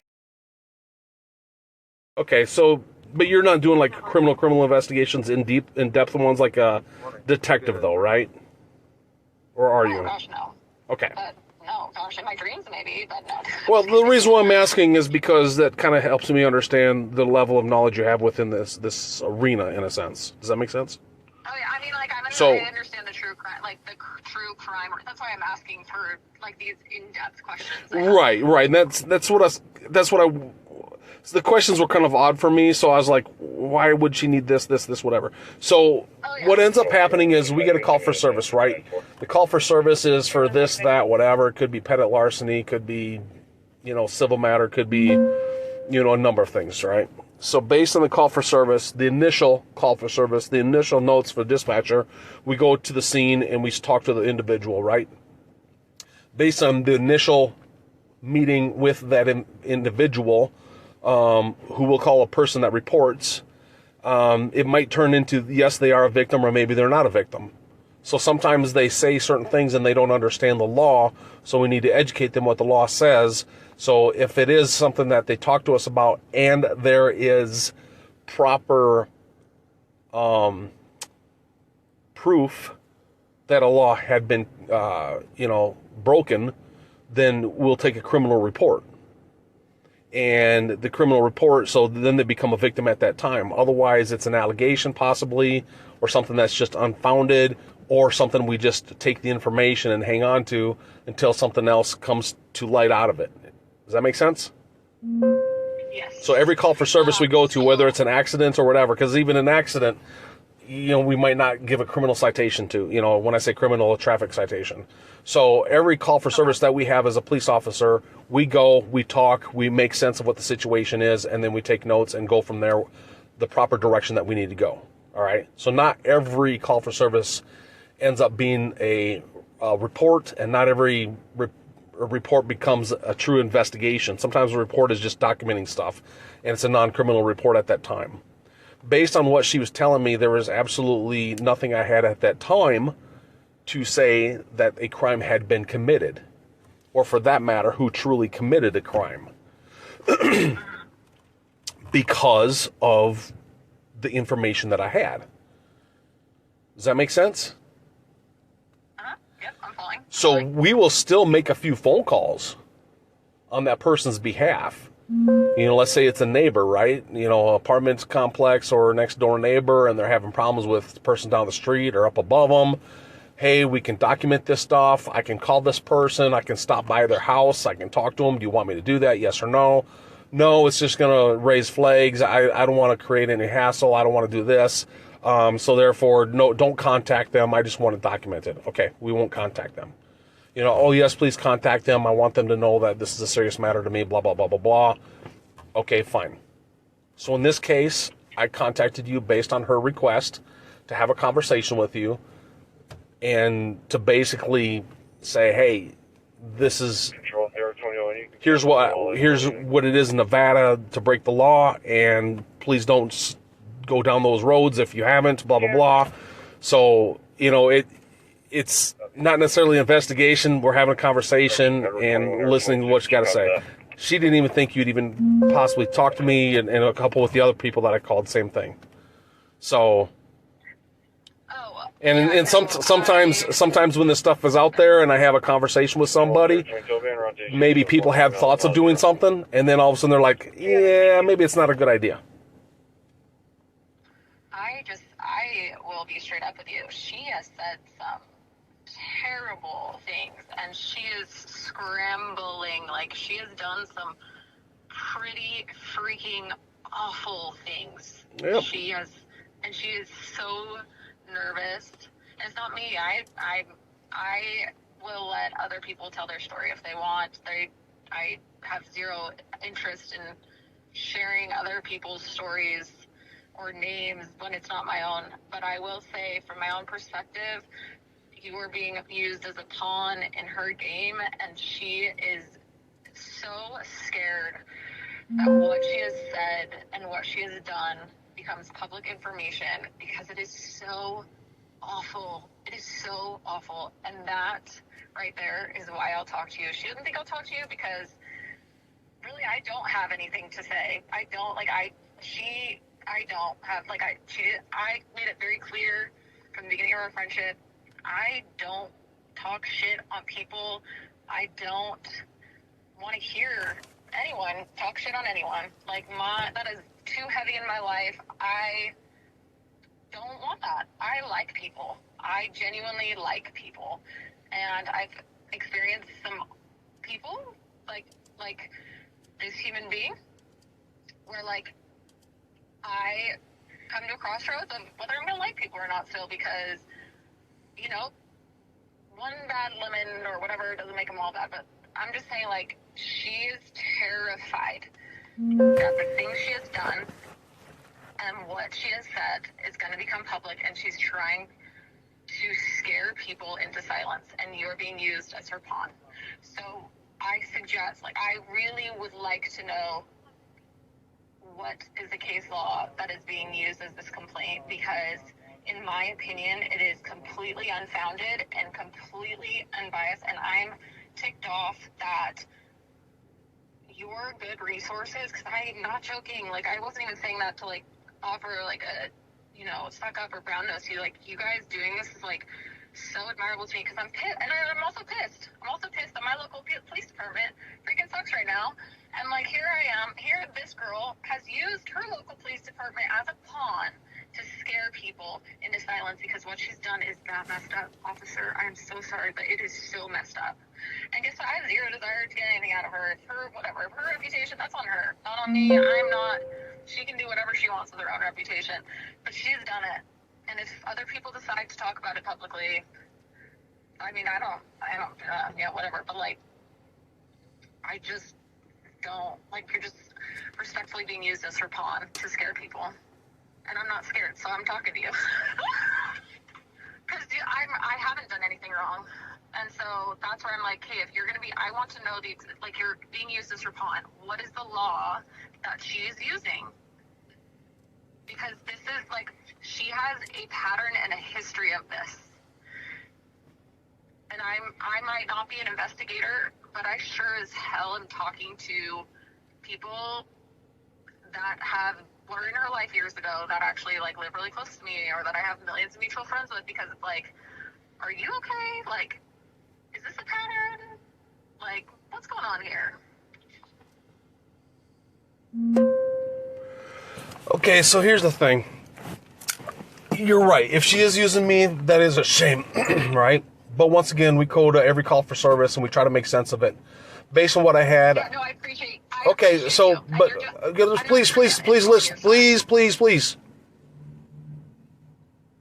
Okay, you just talked and talked. I'll let you finish. Just give me a second, all right? Yeah, I'm here. I'm listening. Sorry. All right. So, it's straight, clean, cut, and simple, right? I wanted to talk to you. She asked that I call you, talk to you about the situation. You say you know nothing about it, although I will tell you you made certain comments that makes it sound like you do know a little bit of something, but if you're not willing to talk to me about it, that's it. I don't care how horrible a person you are, how horrible your friends are, she is, her friends. I don't care about that. There's a ton of rotten people out there. A ton of them. And people can talk smack about people all they want. It's a First Amendment rights, okay?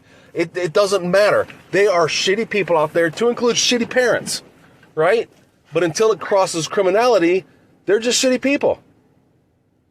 So what I'm trying to figure out is, was there a crime that was committed? At this time, I don't have nothing, but she wanted me to talk to you and have a conversation with you, a candid conversation, and that's what we're having, okay?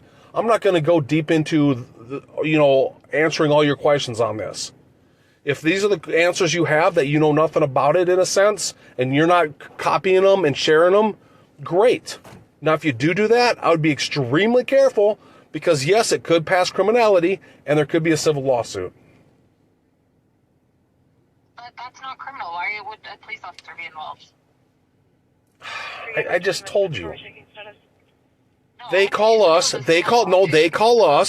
She thought that there was some criminal activity with this, so I go there and I talk to her and figure it out. People do this all the time. They think something's criminal when it's not. They think threats and harassments are criminal when it's not.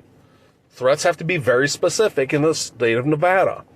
So sometimes we have to educate people. Okay? Got it. So she's not using me. Well, she may be using me in a sense. But my tactic is not to scare anybody. My tactic is to get information and go from there. Okay? Now, if you think she's using me and she's a rotten person and said tons of rotten things, hey, so be it. There are a lot of rotten people. Look at politics. Look at the congressmen. Look at all of the political people up in Washington, D.C.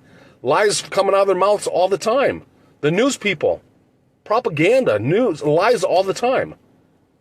So yes, there are a ton of horrible people that say horrible things out there. And is she scared of being outed? Very possible. If her livelihood depends on it, I can see where she would be very, very concerned. All right? But once again, she asked I call you, have a candid conversation, and be like, look, this would be against the law in Nevada based on this. And then that's it. You know, you are across state lines. I told her, says, if you got that much concerns and everything else, go to the FBI, you know, get them involved because you got interstate stuff going on across, you know, all across the states. And it's involving the internet with certain things. So maybe the FBI needs to get involved.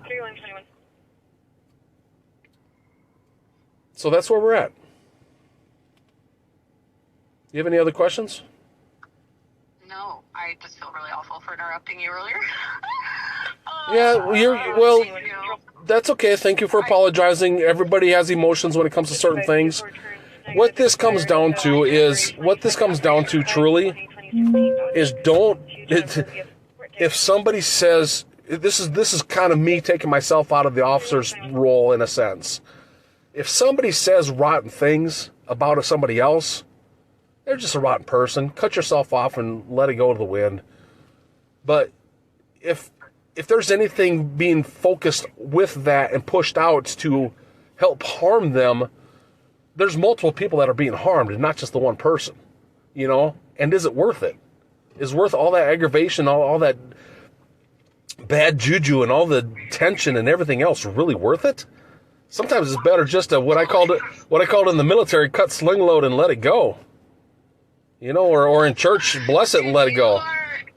So I am on your same page here. I do like that. But so it's not worth getting entangled in this and having it go to a level where maybe all of a sudden she gets just enough, whatever that is, and does a lawsuit against you, and then you're paying out of your butt for a lawyer to defend yourself. I mean, politics. They did that to Donald Trump. Threw a bunch of stuff at him, and he had to spend millions of dollars to, clear his name. Totally. She wouldn't do that though, because then they'd have to do discovery on her phone, and that would do the opposite of what she wants in this situation. And maybe that's the case, but once again, there can be criminal intent. There can be criminal intent and criminal action in the smallest thing sometimes. So sometimes it's just not worth it. Because even if she has some bad stuff on her, even if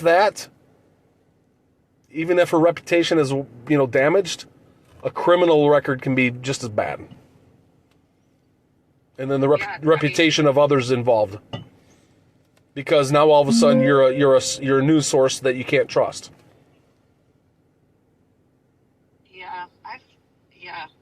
Because now you're considered a criminal, or you got a criminal lawsuit, nobody wants to touch you, and all of a sudden you can't even get work. Totally. So, I guess, I'm curious, obviously I am curious about, because I don't remember word for word what was said, and in this conversation, you said you're recording it with your body cam footage. Yep. How do I file to get that? You'd have to talk to probably records. I think I don't know. I mean, even to get copies of my notes. I mean, I could give you the incident number. I mean, Could I get the some of that stuff is redacted, so I don't know what you'll see and everything like that. So, I mean, but you gotta. I don't know if they do it online, because what they do is they charge $10 per copy now. So I don't know if there's a way to do it online, or if you need to show up in person. Since you're out of state, so I don't know how that works. I just my is out there close to you guys. I can make a trip down one, so I just can ask. I could have him go grab it. I'm sure. Yeah, whatever. I mean, you're not going to learn any more than what I just told you, really. So, if you're ready to copy, I'll give you the incident number. Yeah. What's the incident number? I pull that number.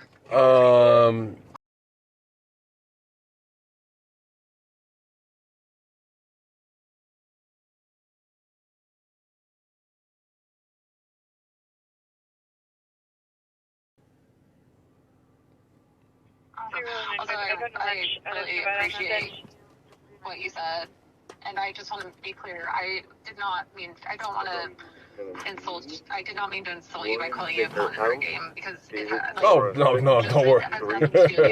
No, don't worry about that one. I was feeling bad where I was interrupting you. I was just wanting to make it clear that I was not meaning that as an insult to you as a person, because, like I said, I just want you to come move out here at this point, because we need support people like police officers like you. I appreciate it. Yeah, you're welcome. But Is there any more questions you have for me? Like, happy to answer anything I possibly can. Let me give you the incident number for today, if that, because if you want the body cam from us talking, I guess. Today is. I mean, is it different than the one you just gave me? So the one I just gave you was from the other day, from when I spoke to Lauren originally. Okay. Because I know you're very concerned about that, right? I just want everything in my records. That's Like, fine. I just, like if you were me, I feel like you'd probably be the same. Just have everything in your records, stuff like this. If I had no dirty part of, personally for me, if I did nothing, if I didn't copy any text messages or anything like that, I wouldn't care. But that's on you. No, I 100% respect that, because if this was a normal person that we were dealing with, 1,000%. And I don't know. Yeah, I don't know her as well, so that's fine. So that's the incident number. That's the incident number from the other day when I called multiple people and spoke to Lauren.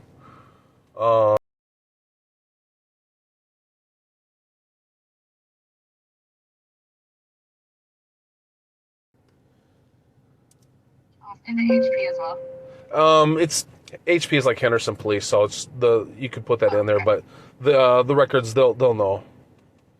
Okay, awesome. And then a quick question: what are you gonna tell Lauren we talked? Like, what do I, just out of curiosity? I don't. Care if you do, don't. No, I don't intend to call her. No. Okay. So what do you think I should ask you? If I was me, what do you think I should ask you? I mean, if our roles were reversed, what would you, as a police officer, but with your knowledge, but as me, what do you think I should ask you? If I needed it, yeah. Everything that I basically already told you. Why are you calling me? Why are we speaking? I already told you why I'm speaking. She had concerns of private text messages being shared that would hurt her reputation. Okay, did I not? You're saying you did not, right? Yeah, 99% sure. Okay, so therefore, that's all the information I have right now from you is saying you did not do this, you did not copy text messages, you did not share text messages. So then the other part is, well, if by chance, I did, which I didn't, but if by chance I did, what would be the repercussions? Well, in the state of Nevada, we have the law that says it's private conversation that you can't share it, right? Other than that, that's about it. Oh, and then the part that, there could be civil liabilities. And we tell people this, like sometimes I'll reference when we go to domestic battery, right? Or excuse me, a family disturbance between a husband and wife. Sometimes it's just a bunch of yelling and emotions get caught up, and then we say, okay, cool. Hey, that's okay. There's nothing wrong with, yelling at each other. Just let you know, neighbor heard, they got concerned, that's why we're here, okay? So here's the thing, you guys are married, you got a domestic relationship in Nevada, here's the battery laws.